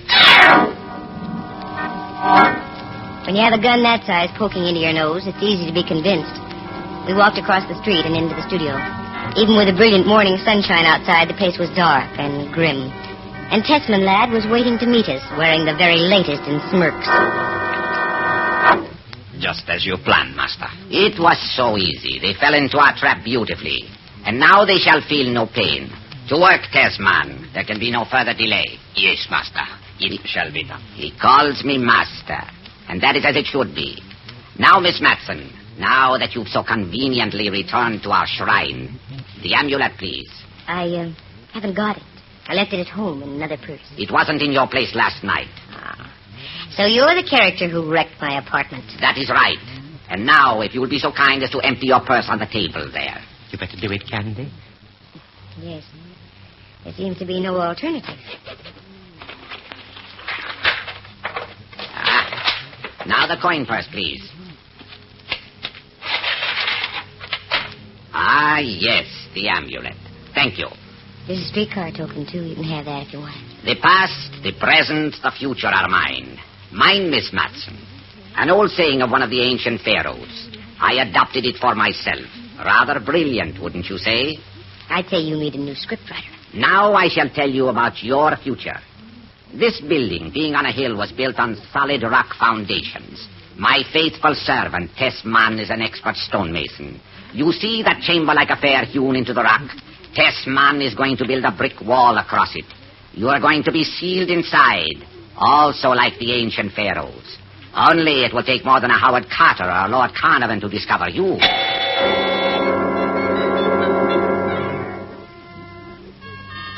The guy was a madman, and a madman usually keeps his word.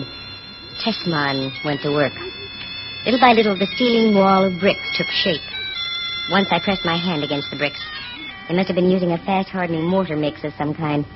The wall was as firm as the ages. Zoma smiled. Finally, there was an opening just large enough to crawl through. That's when Zoma spoke up.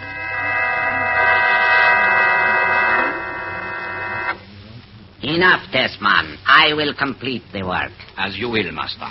My mission here is finished. You three are the only ones who know about me. And so I shall destroy all evidence and move on to newer fields. Tessman, in you go. What? Master, no. No. I have served you faithfully. I said get in. No. I won't die. I won't. Not even for you. What?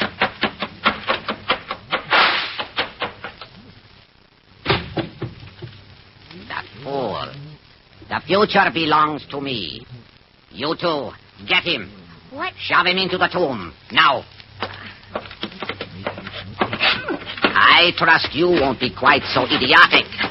Suffocation isn't too unbearable. I think I shall call this the Tomb of the Wayward Three.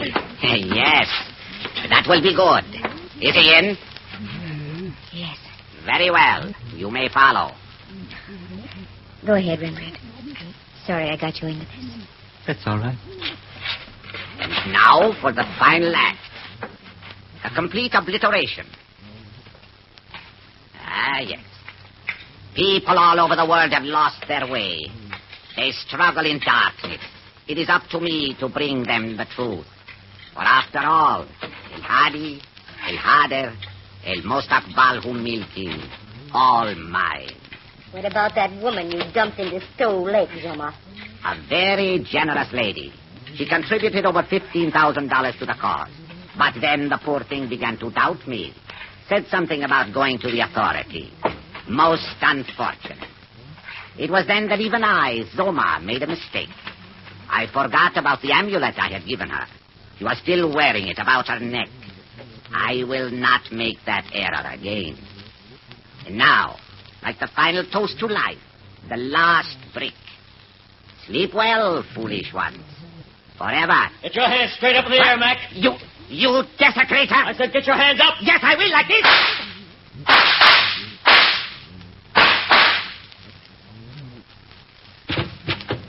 Candy. Where are you? Over here, Mallard. Behind this brick wall.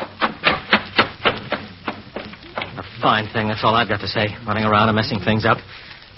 Boy, he's really got you tucked away, hasn't he? Come on, Mallard. Get us out of here. We can hardly breathe. We?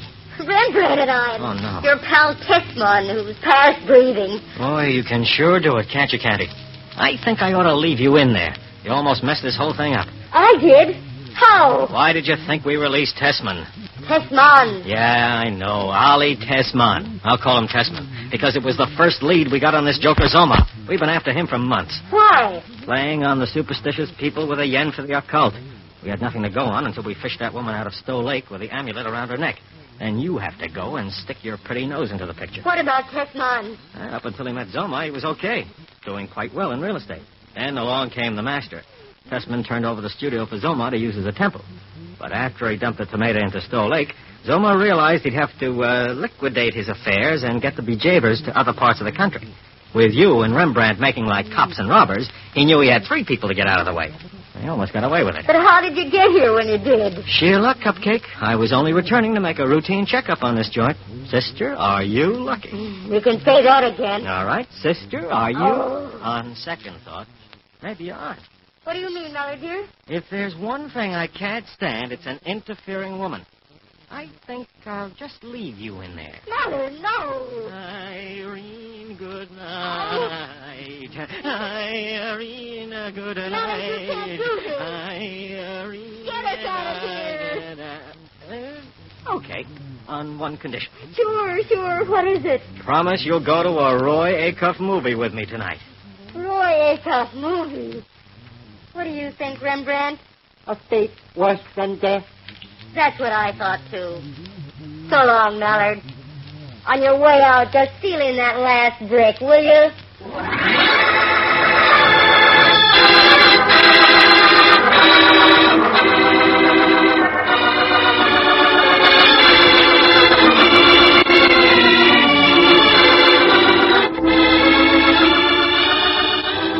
Listen again next week at this same time. For excitement and adventure, just dial Candy Matson, Yukon 28209.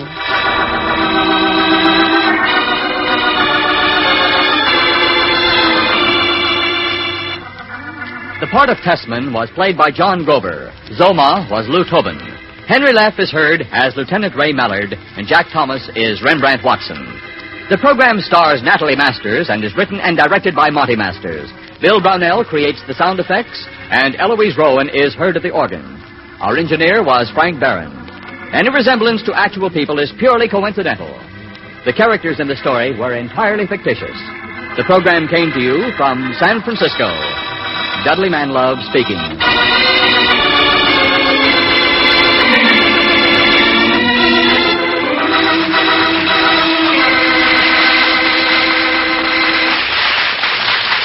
This is NBC, the national broadcasting company.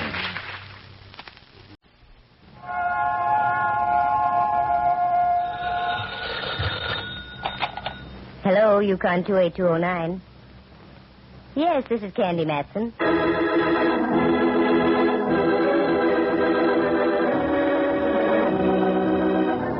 The National Broadcasting Company presents Candy Matson, Yukon 28209.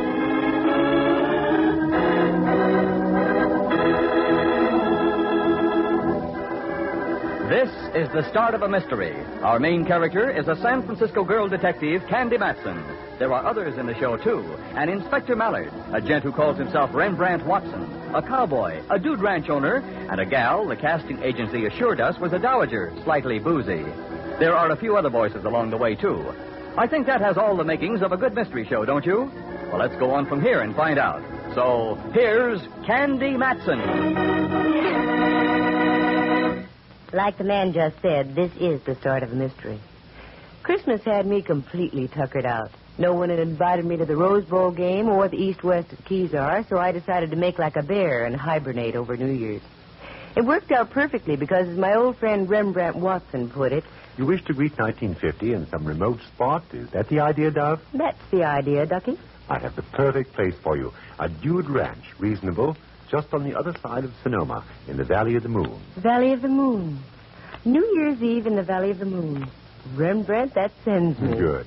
Maybe it can send us both. I have a commission to take some pictures up there for a brochure they're putting out. I have to be there tomorrow afternoon. Yes? I see you're nibbling at the bait.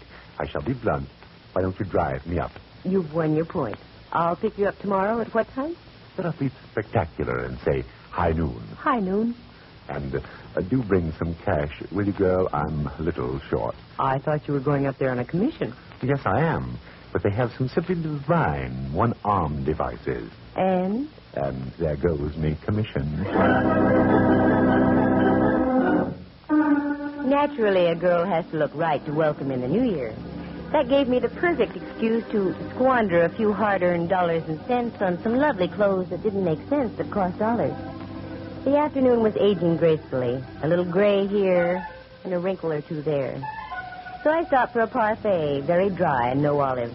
With that mission accomplished, I headed back over Kearny Street. And as I wheeled past Portsmouth Square and the Hall of Justice, I realized I hadn't seen my chum Mallard in quite some time. Inspector Ray Mallard of San Francisco Homicide. A very smart cop who can smell a clue a mile away. But when it comes to me, he very conveniently carries his own fog around. Well, Candy, my little cupcake. Mallard, dear, you called me your little cupcake. Sure, it's still the Christmas season. Let's be charitable, I always say. What do you always say? In a situation like this, nothing. I just exude a stream of steam from the top of my head. Very cute. What brings you around our boarding house? You, darn it. I thought you might like to know I'm going away for a week. What did they get you on? Petty theft? Yeah, and they got me as I tried to make my getaway on a tricycle. But for your information, Inspector, I'm spending my New Year's Eve up in the Valley of the Moon. Oh, want to get away from it all, huh? That's right. You in particular. In that case, may I get you a midwinter vacation off to a flying start? You can try. How? I'm not working tonight. How's about a movie? You've got yourself a date. What's playing? Tex Acuff. That's what I thought. Where's Tex and his faithful horse Mustard playing this time? Why, at the plaza. And the picture's a pip, too. I'll bet. I read all about it. Yeah. Hot lead over Laredo. Look, here's the ad in the paper. Oh, I can't wait to see it. Show me. There. Yeah. A searing epic of the West's wild grandeur. Men as rugged as the mountains. Whee! A singing saga of scorching bullets, strumming guitars, and supple senoritas. And starring the champ of the cowboys, Tex Acuff. Now, what more can one ask in a motion picture? Popcorn. Oh, we'll have that, too. I went home, did some packing for the trip the next day, fixed something to eat, and then changed into my spurs that jingle-jangle for Tex Acuff. Mallard arrived, we took off. We got to the early show, so we managed to get some good seats. Of course, he wasn't kidding about the popcorn. He got a great big bag of that. We fumbled our way down the darkened aisle and found a place to sit.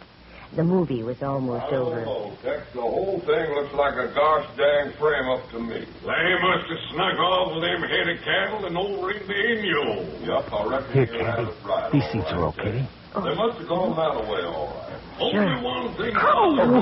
Sorry, lady. So am I. What's happened to Ted?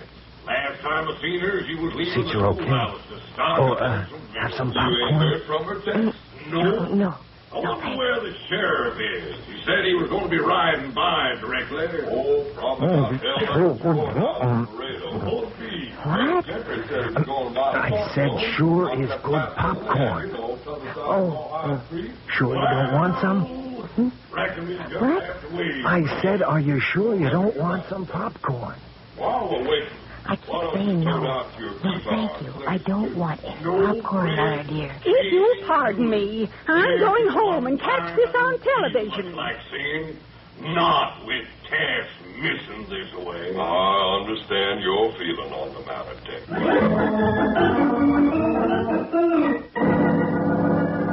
After Hot Lead over Laredo, I suffered through 6 reels of a bouncy college picture.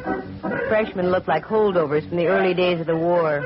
Then a newsreel, then a cartoon, then the trailers, then again Tex Acuff. So we got out about midnight, and I drove Mallard back to the Hall of Justice. As he got out of the car... Oh, well. Oh, now that's what I call sharp dialogue. On leaving the lady, all he can say is, oh, well. Oh, nothing personal, Candy. Now he laughed at me.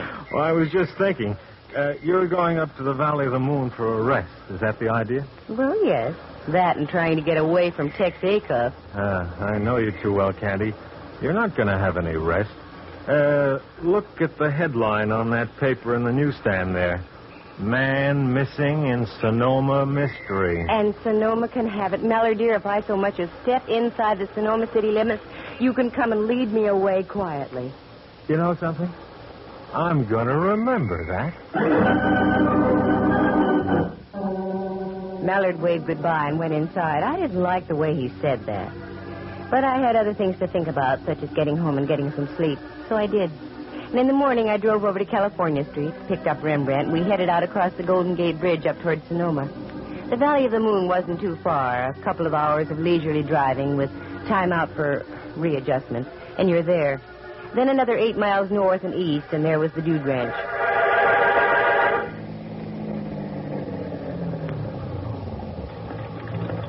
This is it, dear.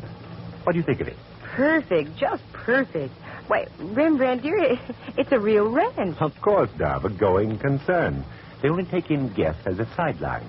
Oh, here comes a man. I imagine that's Mr. Lawrence, the owner. Oh, well, I'll shut off the motor. Good morning. How do you do, sir? Would you be Mr. Lawrence, perchance? Yes, and you? Watson, Rembrandt Watson. I'm here to take some pictures for you as we discussed via the Bell system. Oh, yes, Watson. Right on time. That's good. Oh, Candy, may I present Mr. Lawrence, owner of the Double L, Miss Matson. How do you do? Miss Matson was wondering if she could get accommodations for about a week, Mr. Lawrence. What? Now, wait a minute, Watson. I'm paying you a substantial fee for this job, and I won't get stuck with non-paying guests. Oh, I think you're laboring under a misapprehension. Hold it, Rembrandt. Look, Mr. Lawrence, I'm here as a commercial guest. I'm not asking for any favors. And I doubt if I'd stay here now if you got down on your bended knuckles. Oh, now, wait a second. I didn't mean it just that way. I apologize. It's only that, well, I've had some tough luck with people lately who seem to be only too intent on beating me out of their bills. Please, Miss Matson, excuse me. I just jumped to conclusions, that's all. I think you set a new record for the jump. Oh, forget it, Dove. Do. Okay, I'm sorry. Do you have room for me, Mr. Lawrence? Why, yes, of course. A delightful cabin just in back of the ranch house. Not being prepared, it'll take about an hour to get it in shape. Will that be all right? Yes, sure. We can eat in the meantime. Fine. I'll get one of the boys to fetch your luggage.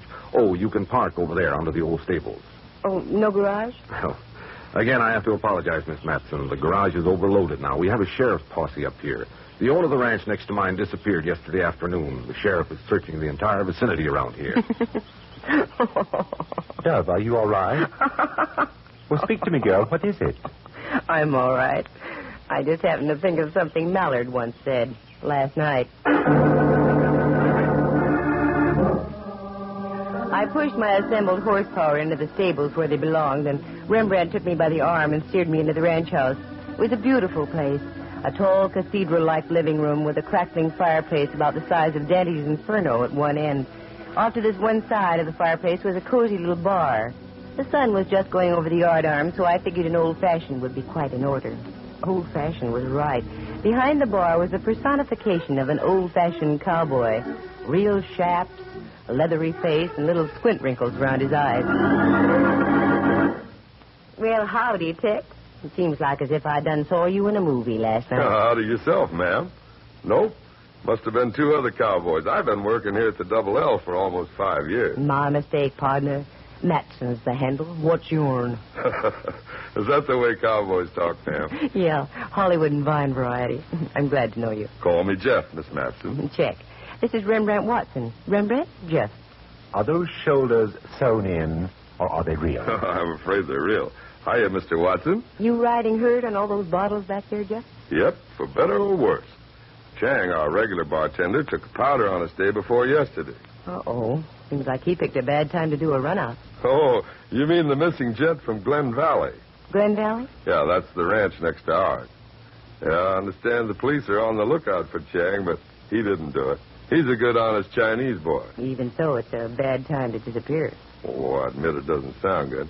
Well, if you folks won't mind the efforts of an amateur dispenser, what can I do for you? An old-fashioned for me, Jeff. Well, that I can try.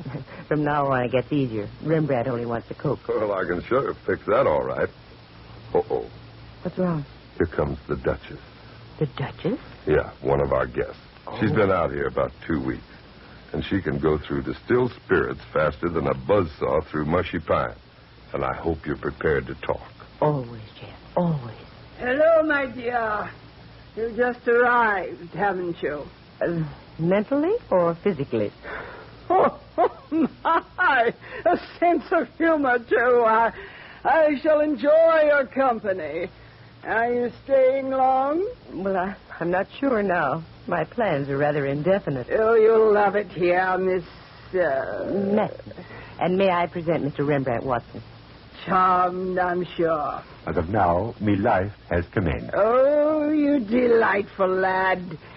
Jeff, dear boy, make me just a little nip of the old favorite, will you? Sure. One painkiller coming up. Here's your old-fashioned, Miss Matson. Thanks. Mr. Watson, your coat. Thanks, sir. Young lady, you must be an actress. You look like one. Well, no, I'm not. I used to be an actress, a famous one. I toured all over the continent with the greatest of stars, the finest of plays.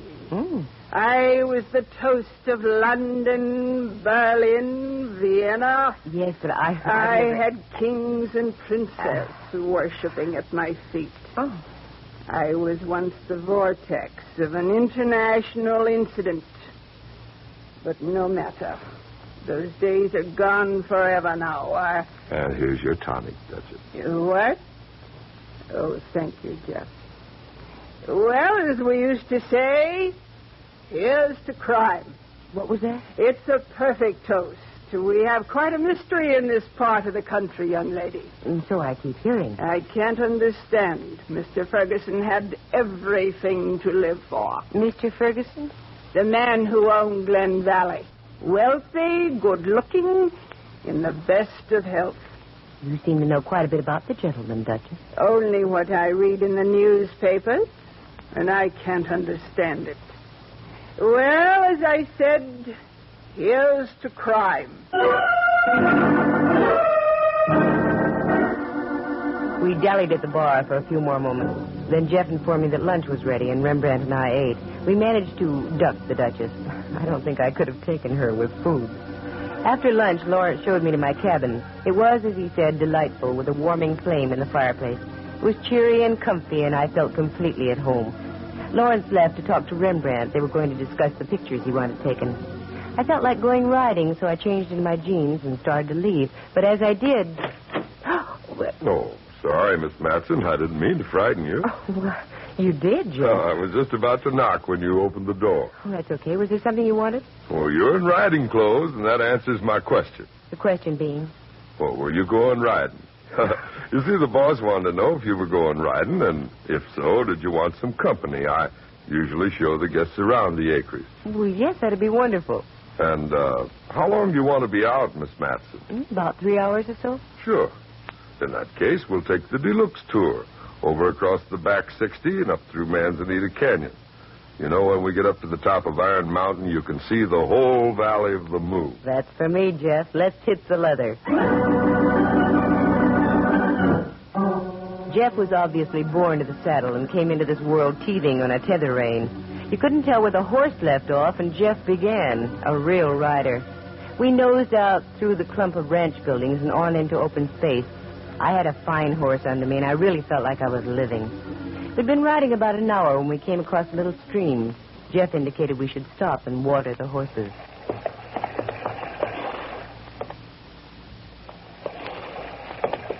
How long have you been a cowboy, Jeff? Oh, about as long as I can remember. Round here? No, up around Montana. Then little by little, I gradually drifted further west. Hit upon the Valley of the Moon about 5 years ago. Fell in love with it. I've been here ever since. Reckon I'll stay here, too. No, I don't blame you. Excuse me if I seem to be full of questions, Jeff. Well, that's what I'm here for, ma'am. Good. Because I've got a couple more. What's up that little draw there on the other side of the creek? Nothing but a tangle of manzanita. Scrub oak and brush. Pretty hard to get through there, Hard. It's impossible. Well, I've seen chipmunks get fouled up in that draw. Uh-huh. Then how come those boot prints are going right up there? Boot prints? I don't see any. Well, hey, you're right. Either boot prints or the result of shoes with Cuban heels. Well, now, there's a strange one. Exactly what I thought, too. Say, you know, something just dawned on me. Matson. Didn't I see your pictures in the Frisco papers a couple of weeks back? San Francisco. Beg pardon? San Francisco. Oh, yeah, San Francisco. Excuse me. Oh, sure. You know, the way you was asking those questions just now, it hit me. You're a detective. I'm afraid you got me, partner. Oh, wait a minute, Miss Matson. Listen. Let's duck, Jeff. Too late now. What's that? Well, whoa there. What are you doing over this way, Jeff? Hi, boss. Well, sir, you give us quite a little start. You haven't answered my question. Oh, we just stopped to water the horses, Mr. Lawrence. Miss Matson here is a mighty fine rider. She wanted to make the big circle of the ranch. Well, you certainly picked a fine time to do it. If the sheriff's posse is out around this way, you're liable to get shot. Now get back to the ranch, pronto. Just a moment, Mr. Lawrence. You've been uncivil ever since I got here, and I don't like to be dictated to. It's like being on board ship, Miss Matson. The captain is the law. I'm the owner of this property, and you'll do as I say. Now get moving, both of you.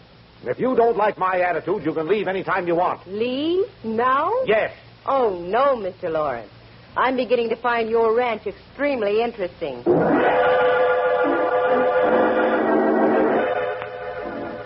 Jeff and I wheeled our horses about and sifted back to the ranch house. I looked back a couple of times, but there was no sign of Lawrence. I was mad, and Jeff must have sensed it because he was smart enough to keep his mouth closed. As I dismounted at the stables and headed for the house, he waved me a forlorn adios and disappeared. Just as I went through the door, I was greeted by Rembrandt. Oh, there you are, Dove. I was about to institute a searching party for you. Oh, I was safe enough until I gained the grips with a thing called my own temper. What have you been doing, Ducky? I've had a most delightful afternoon, Candy dear. I've been playing canasta with the Duchess. Canasta? Ooh, you don't know how to play canasta. I know that, and you know it, but I don't think the Duchess does. She celebrated each hand with a hefty pull on her bitters. How'd you manage to make any sense out of the game? That has me puzzled, too. All I do is put down some cards, any cards, and she'd congratulate me. Maybe you've got a green thumb for the game. Incidentally, I thought you were going to be taking pictures this afternoon. Called off on account of the law. Hmm? Mr. Lawrence had to ride out into the lone prairie and deliver a phone message to the sheriff. He's making like ghost riders in the sky out there. Do go and change, dear. You smell of horses. Yes, I know. Oh, and incidentally, we're to have a soiree this evening. 2 more guests arrived. The cook tells me there's to be a little entertainment after dinner. Good. Around here, anything will be an improvement. I didn't tell Rembrandt I was going to change, so it wasn't a fib when I stayed in my jeans. I went back to the stables, got the boy to rig me another horse, and headed out toward that creek again. I rode faster this time, because I'd noticed something else there besides the footprints. It was a battered 10-gallon hat on the far side of the creek with studded initials JF on the crown. But when I got there, the cupboard was bare, but good. Not only was the 10-gallon hat gone, but the boot prints had been completely obliterated. I stayed for another few minutes of study and frustration and then went back to the ranch. I changed, met Rembrandt, had dinner, and then we relaxed in the living room. Oh, Dove, I'm so full. This outdoor living makes me ravenous. Outdoors? I don't think you've stepped out of this building since we got here. Well, then it's the thought of outdoor living that does it. Oh, there are the new arrivals over by the fire. Did you meet them? No. They look at me as though I might soil their escutcheon, whatever that is. I can see what you mean. Hi, folks. Do you enjoy your dinner? Oh, hello, Jeff. Yes, it was wonderful. Has anybody seen Mr. Lawrence or the Duchess? We haven't seen Lawrence, no. The Duchess is over there writing a letter. Oh.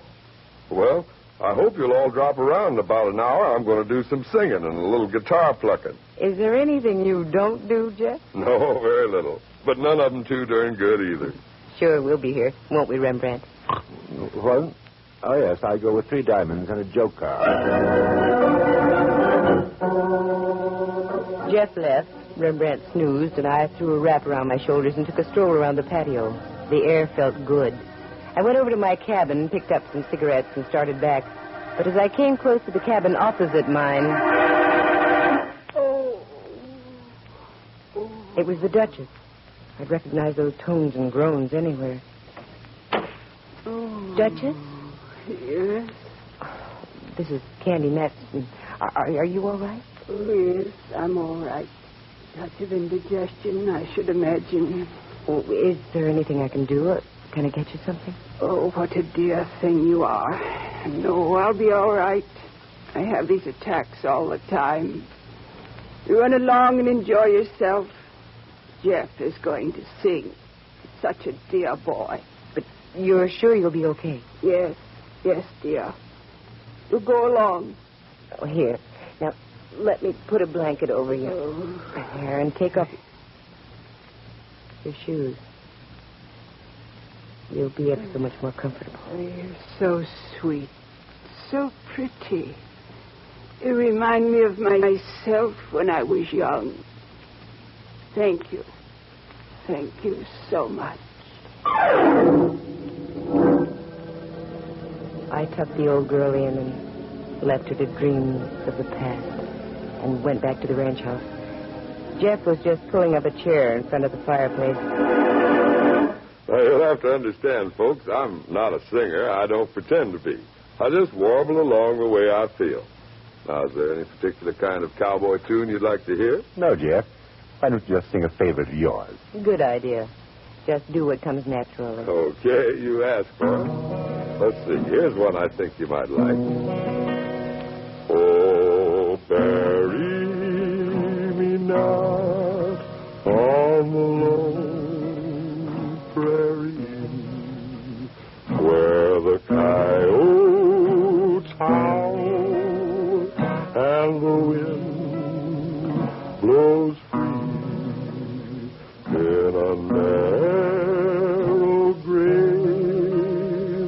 Just sit by a tree, but bury. Oh, hiya, boss. Oh, I'm sorry, Jeff. Go right on with what you were doing. No, Mr. Lawrence. You arrived just in time. The entertainment's over. What? What are you talking about, Miss Matson? I said the show's over. Is the sheriff around? Yes, he and his men are outside. They're just leaving for the night. You better call him back right now. The Duchess is dead in her cabin. What? Poisoned. Wait a minute. Sheriff! Sheriff Hobbs! Is that you, Lord? That's right. Can you and your men come back for a spell? Seems we have more trouble. Okay. We'll be over as soon as we tie up the horse. Now then, what's this all about? Well, I could tell you, Lawrence, but I think it'd be more proper coming from the star himself. Don't you think so, Jeff? Looks like this is it, doesn't it? You know, you're smart, Miss Matson. Like they say in that ad, never underestimate the power of a woman. That's right. That letter the Duchess wrote proves your point. What? How'd you get hold of that letter? I thought she wrote a duplicate. Is that it?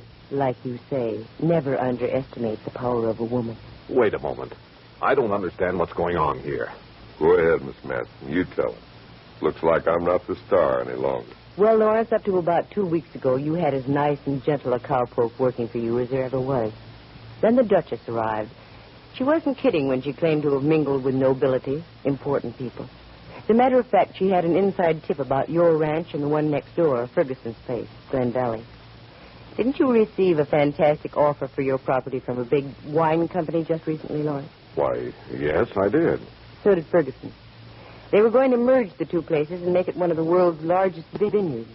I didn't know about that part of it. But the Duchess did. She wanted in on the ground floor. That's why she came out here. She tried to talk business with Ferguson, but he'd have none of it. So, in one of her boozy moments, she hit upon the idea of doing away with Ferguson. But she didn't have the nerve to go through with it. That's when she approached Jeff here and cut him in on the deal. Jeff was tired of the poor but honest cowboy routine, saw a chance to make some heavy sugar, and went along with the gag. Right, Jeff? She's got it straight so far, boss. Jeff, I can't believe my ears. Oh, that's nothing. Just wait a while. Jeff and the Duchess were out riding one afternoon when, by chance, Ferguson rode up, too, just where the boundaries of the two ranches meet. While the Duchess talked to Ferguson, Jeff sneaked around and back and bashed in his head. They hauled him up to that draw where you bumped into us this afternoon. I know now why you ordered us out of there. On the other side of that snarl of brush and manzanita, there's a quicksand pit. That is now Ferguson's permanent residence. This is terrible. Terrible. In a hurry to dispose of your late neighbor, they left shoe prints along the bank of the creek. And they also overlooked Ferguson's hat with his initials on it. I'm mighty glad you came by when you did, Lawrence. After I had noticed the boot prints, I think Jeff was going to dump me into the quicksand, too. You're right again. After the boss sent us back in, I sort of figured to get you tonight instead.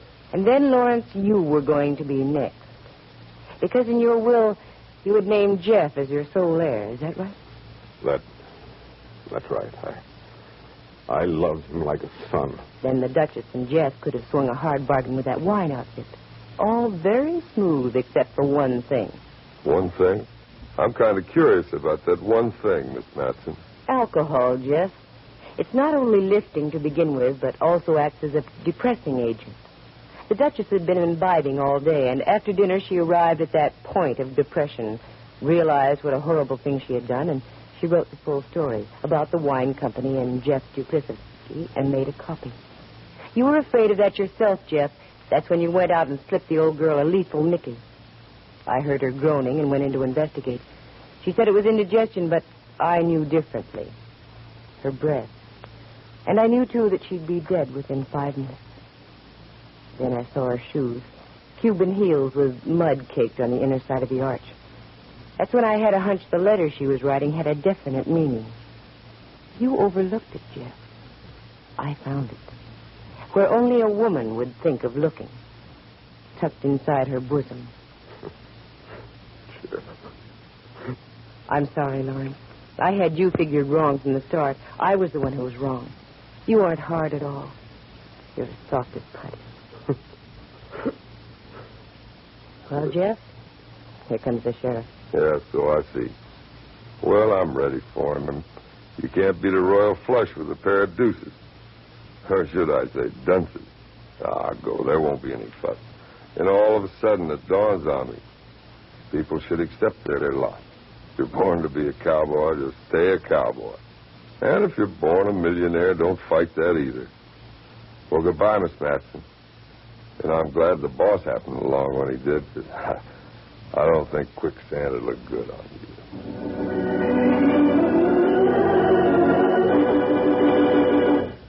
you. Like Jeff said, he went quietly. No trouble. Too bad he wasn't content to be just a ranch hand, simple and unspoiled. Because as Rembrandt had noticed, he did have wonderful shoulders. He played the guitar, he sang, and he made fine old fashions. All in all, a very nice guy, except for 2 vices, hitting from the behind and poisoning. The Valley of the Moon? Oh, I'll go back. It's lovely.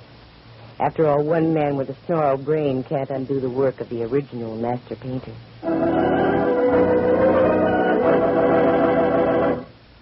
Listen again next week at this same time. For excitement and adventure, just dial Candy Matson, Yukon 28209.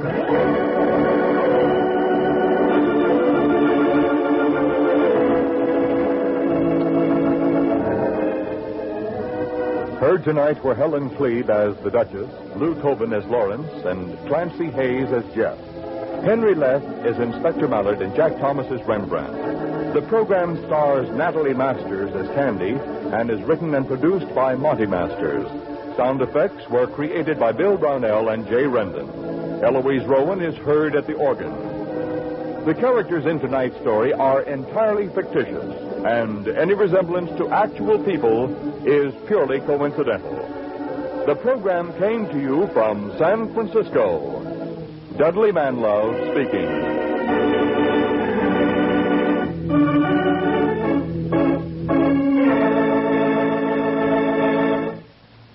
You are tuned for the stars on NBC. Hello, Yukon 38309. Yes, this is Candy Matson.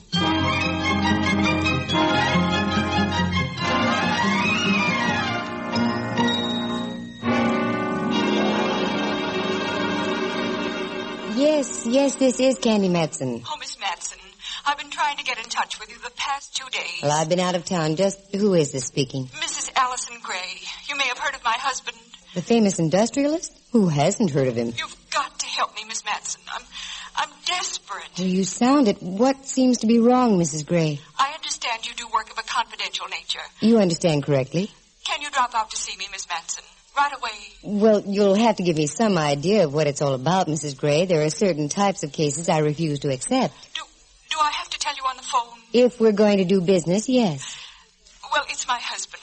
For the past month, I felt that he's been gradually losing his mind. What? It's horrible. But yesterday, he disappeared completely. You don't have to say another word, Mrs. Gray. I'll be right out.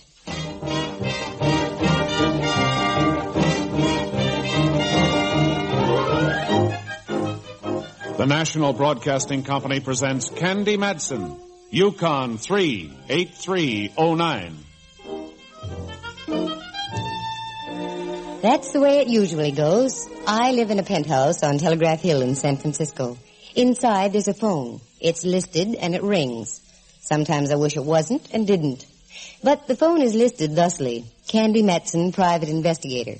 And that's how I make my living. Do you remember that old gag about what's black and white and red all over? Yeah, a newspaper. Well, because of that telephone call from Mrs. Allison Gray, I had a switch. I had my palm red and got black and blue all over. And for good measure, I uncovered 2 very dead corpses along the way. I got the address of the Allison Grays out on Broadway in the Valley of Wealth, and that's where I went. As I pulled up at the front door, I looked for the bell, but there was none. Nothing but a huge knocker looking like it weighed about 10 tons.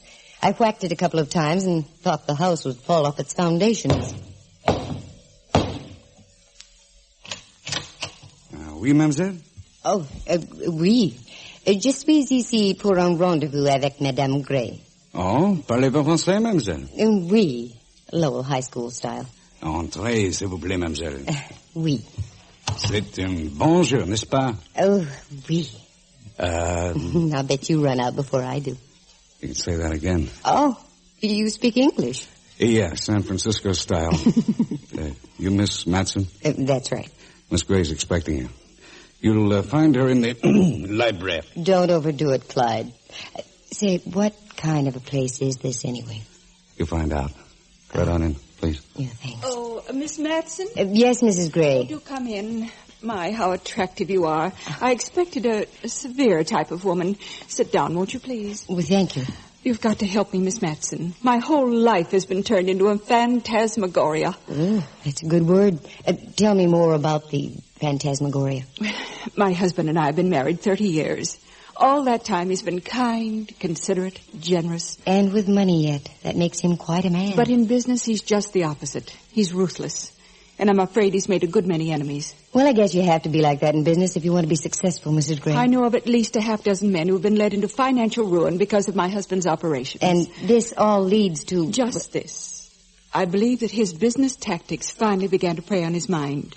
For the past month, he's looked as though he were suffering from shock or concussion. Well, maybe that's it. No, Miss Matson. I was a nurse before I married Mr. Gray. I know the symptoms. My husband, I'm sure, is on the edge of a complete mental collapse. If it hasn't happened already. Well, just how do I fit into the picture? Find him, please. Then perhaps we can get to the root of all the trouble. I'd die if anything happened to him. You should know his habits. Can't you find him, Mrs. Gray? Can an amateur pianist do the work of a Rubinstein? No, Miss Matson. You're a professional sleuth. That's why I called you. Okay. You've got yourself a girl. As of now, I'm on the payroll. What is your fee, Miss Matson? $200 in advance, $50 a day in expenses. That's reasonable. I'll make out a check for you right away. Fine. Oh, hello, Auntie. Excuse me. I didn't know you had company. Perfectly all right, Robert. May I present my nephew, Robert Warnicke. This is Miss Candy Matson. How do you do? It's delighted to know you. Matson, eh? That name is familiar.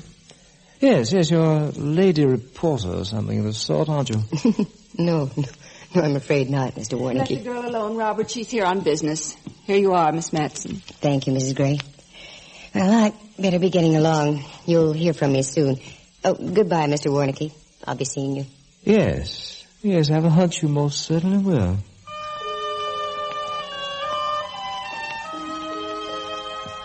I left the house, got in my car, and as I drove along, I did some thinking.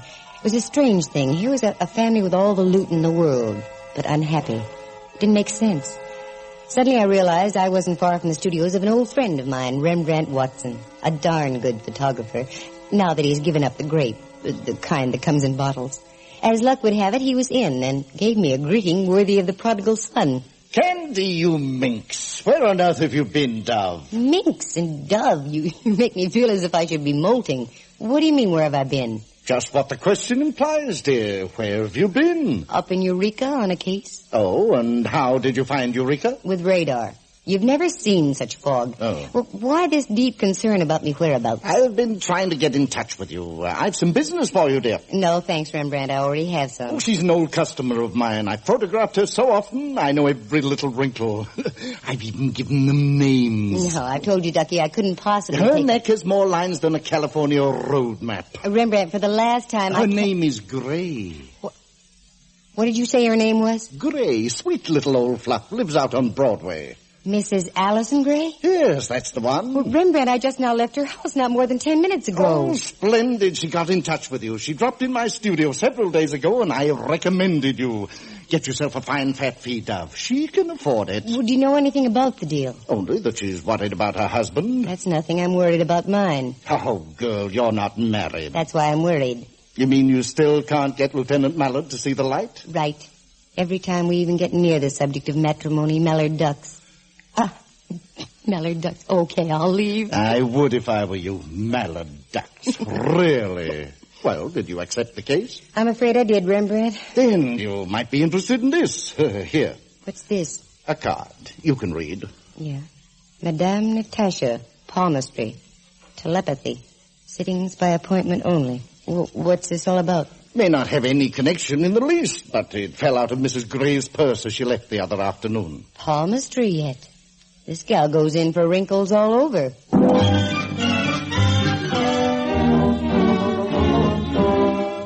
Rembrandt may sound as though he has bird gravel for brains, but he's been around me long enough to know a lead when he sees one. So I took the card and left. I cut over to Union and down to Kearny Street and then to the Hall of Justice on the corner of Washington. That's where my boy Mallard hangs his hat. Lieutenant Ray Mallard of San Francisco Homicide. A wonderful guy if he'd only swap stars.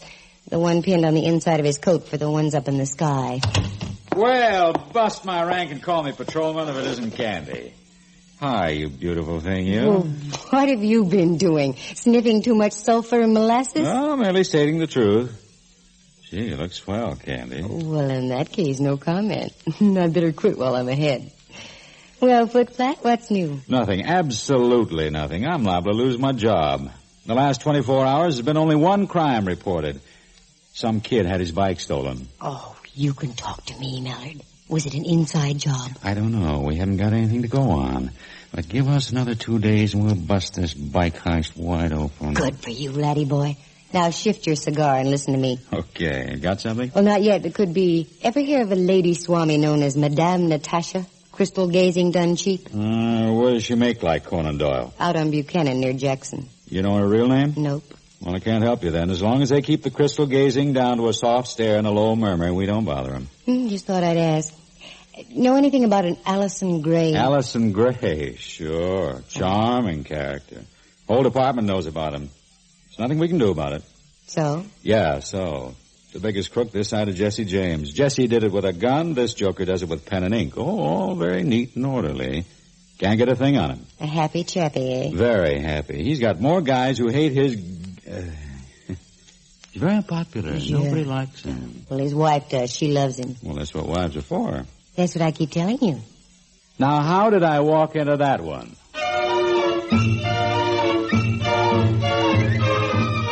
Mallard picked up a sheaf of papers and threw it at me. It seems I had scored a point. I ducked out, got in my car, and drove up the hill to my place. I had some phoning to do, and I wanted to do it fast. 3, 8, 6, 2. Then... The stars in their firmaments are all masterful. Good afternoon.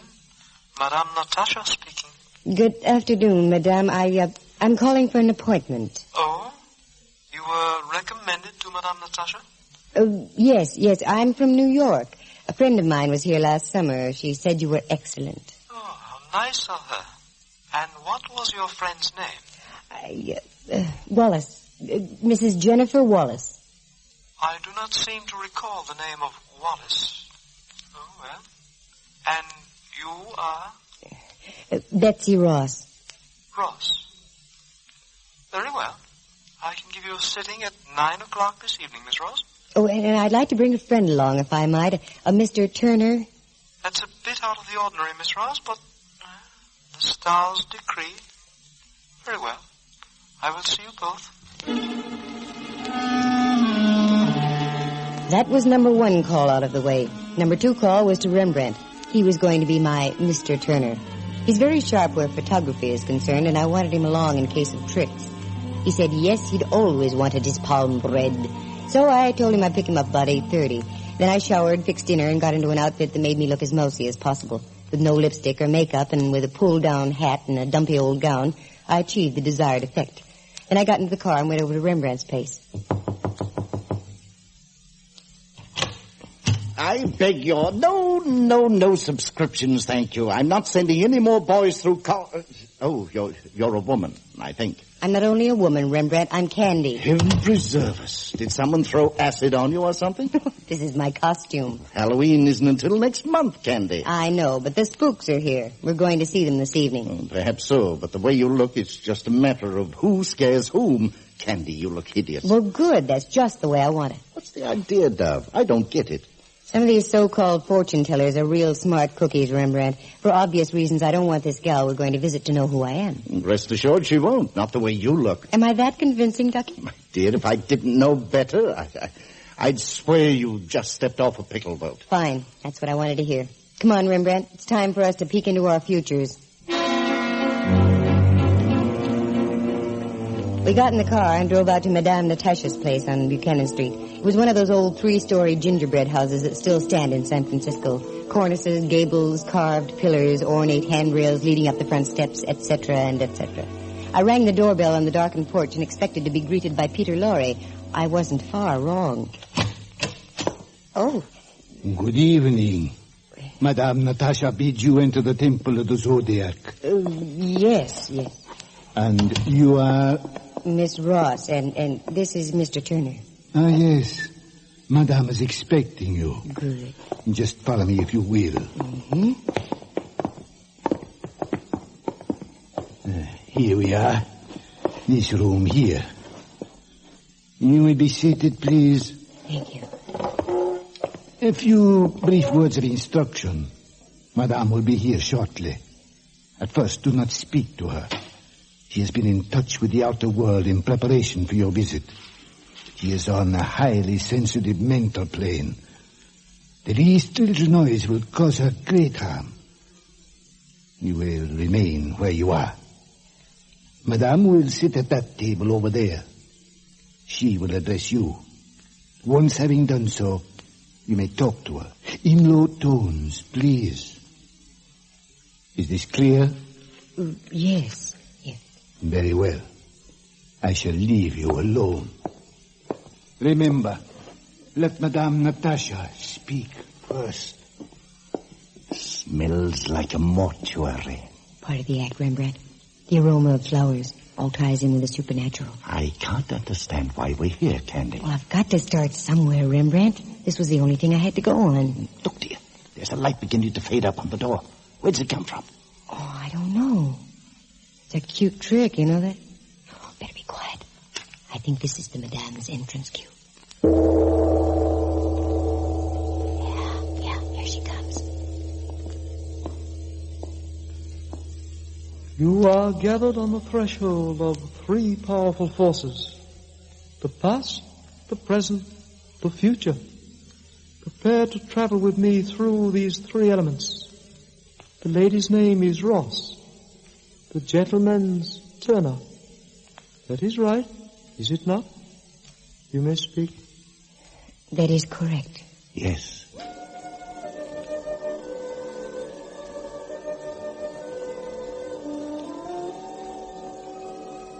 We shall commence. Detach yourselves. Think of nothing but the past. Your childhood, your school days, vacations, your misfortunes, your happy hours, your parents. Think. Yes, our thought planes are beginning to meet. Music, stars and music, they guide our lives. Yes, we are meeting. Look up there, Candy, on the wall, the face of a man. Someone is about to visit us. Do you feel the presence? Yes, I do. I seem to feel it's a relative of yours. Your father, perhaps? No, it's my Uncle Bart. He used to take me boating. Yes, Uncle Bart. Now I know. My word, this is better than old movies. Fool. What did you say? Why, your friend here, he is a scoffer. I cannot go on. I am in terrible mental pain. Please, you must leave now. Immediately.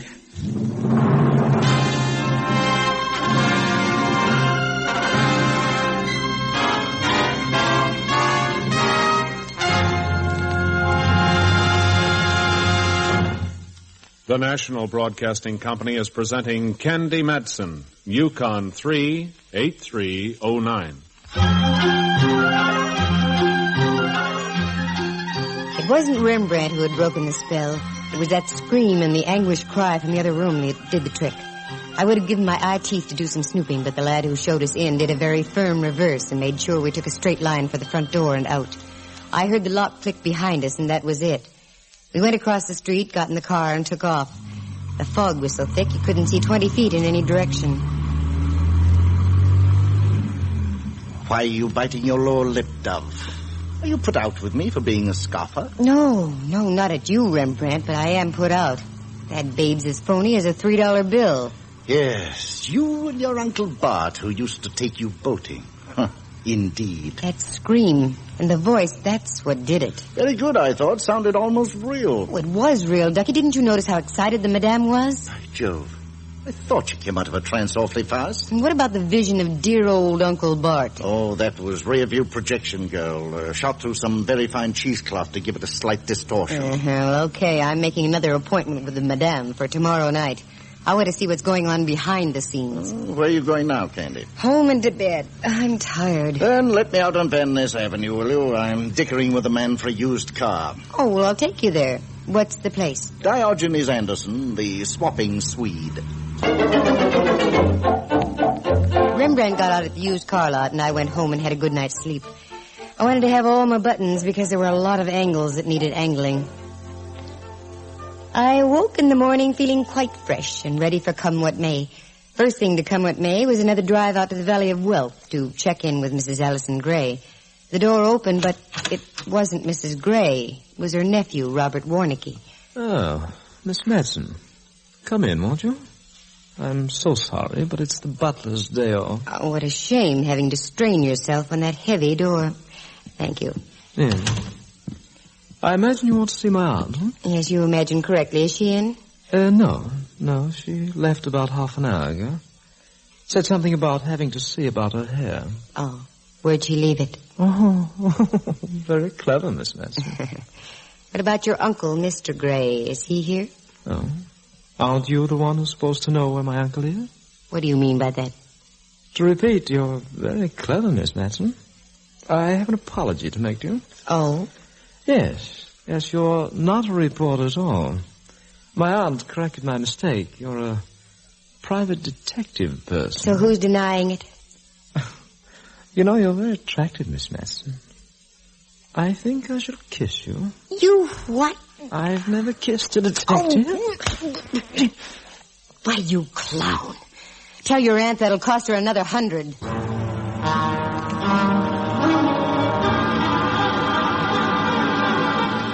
I was so mad I boiled over and out the door.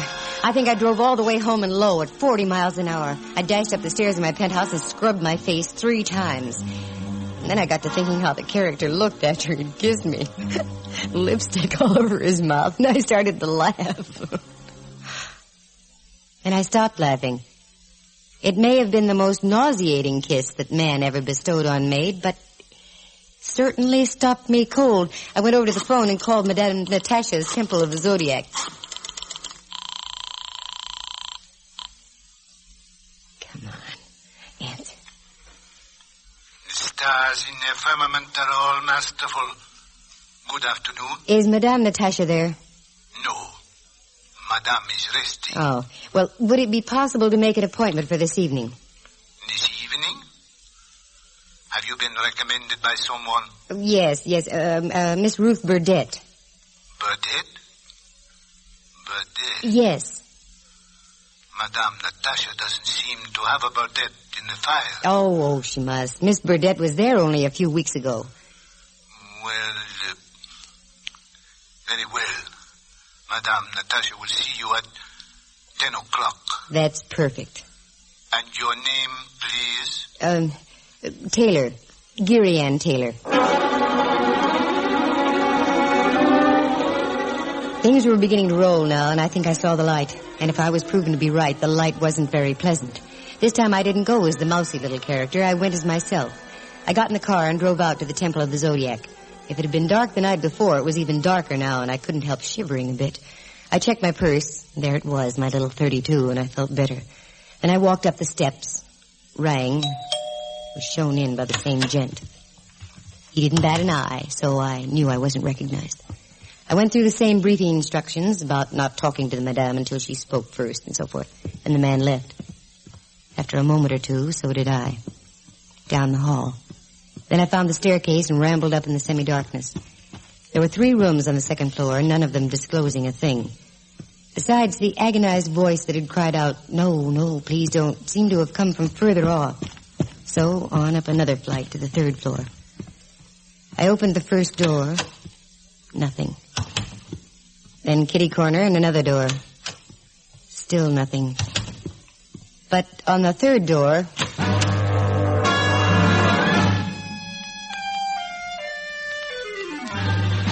I could see them in the darkness.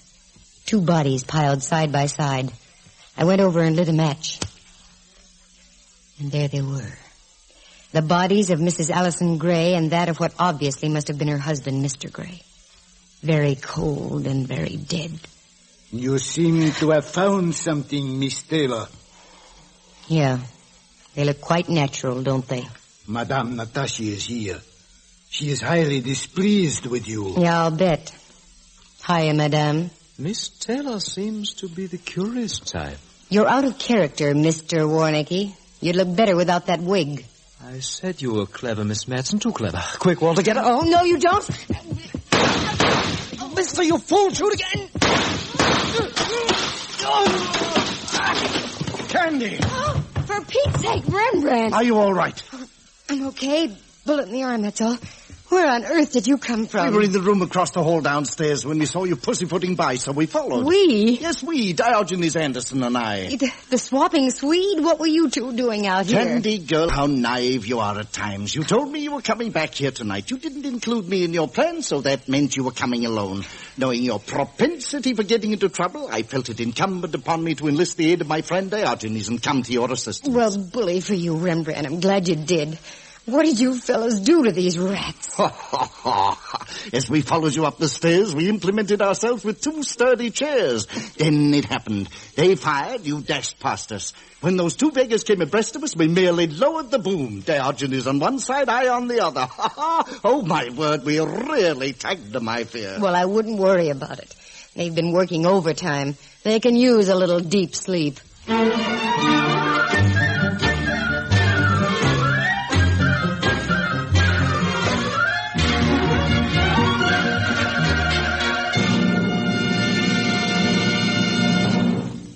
Look, Candy, 2 bodies. Tell me about it. Well, it's very simple, Mallard, dear. This nephew of Mrs. Gray's at one time had been a ham, a female impersonator in vaudeville. So last year he decided to try to convince his uncle, Mr. Allison Gray, that his days were shortening, that he should atone for his wicked life. And how'd he go about that? By telling his uncle he should visit a fortune teller. And by a very strange coincidence, the fortune teller is a nephew, Robert Warnicky. That's right, the impersonator. The same telling his uncle, and I quote, that he should give all his money away to charities before he died. Yeah, and the uncle went for the gag? Sure. Did you ever know a man like that who didn't want to repent before passing out? It was a cinch. But all the charities were phonies, and all the checks came right back to Robert Warnicky. Well, I don't see why Warnicky had to go so far as to bump off his uncle and aunt. Did they catch wise to this racket? Well, that's it exactly, Miller. He was in so deep that he might just as well go all the way and eliminate him. I see. You see, the uncle, in the first blush of being a grade A philanthropist, never questioned the charities which Warnicky suggested. Yeah, that makes sense. About a month ago, he started wondering and snooping, and he found out there were no charities. He was like a wild man. That's what made Mrs. Gray think her husband was losing his mind. Well, if I unloaded that much money through a swindle, I'd have acted crazy, too. Yeah, I'll bet. Well, the uncle started following Warnicky's movements. Just as he discovered that Warnicky was also Madame Natasha, Warnicky caught wise that his uncle had caught wise. He forced him into the old house on Buchanan. Mm-hmm. Now he was frightened. He didn't know how much his aunt knew. So he went back to the Gray's place, told his aunt that he had a tip as to where his uncle was. Naturally, she went along with him. She was still up in the room with her dead husband the first night Rembrandt and I went out there. It was her voice I heard crying, "No, please don't." She'd heard our voices downstairs and tried to make a break. Warnicky's goon boy grabbed her just in time, and after we left, they did away with her, too. A very unpretty mess. Yeah. How did you first tip to Warnicky, Candy? When he kissed me. When he kissed? Wait, what? Sure he kissed me. I appealed to some men. When I got home, I remembered the way he looked with my lipstick on his mouth. All I had to do was mentally put a wig on the joker, and voila, Madame Natasha. I'll be darned. Yeah. Aren't you going to kiss me goodnight? What, and turn into a fortune teller? Why, you cad. Come here, cupcake. What's the matter with you? Good night, Madame Mallard. Well, take a look in the mirror, and then get yourself a crystal ball, and you're in business. What?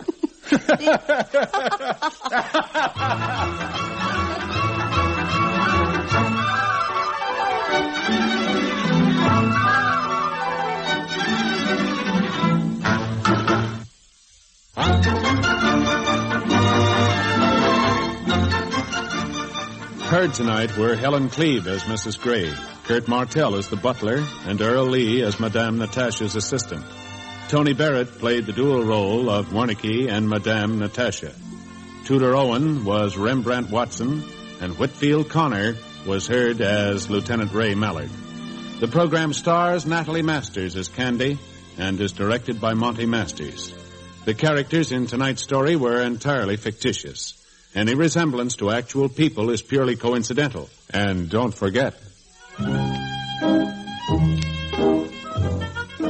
For excitement, fun, and laughs, just dial Candy Matson, Yukon 38309. Hal Gibney speaking. This has been a presentation of the NBC Program Department in Hollywood.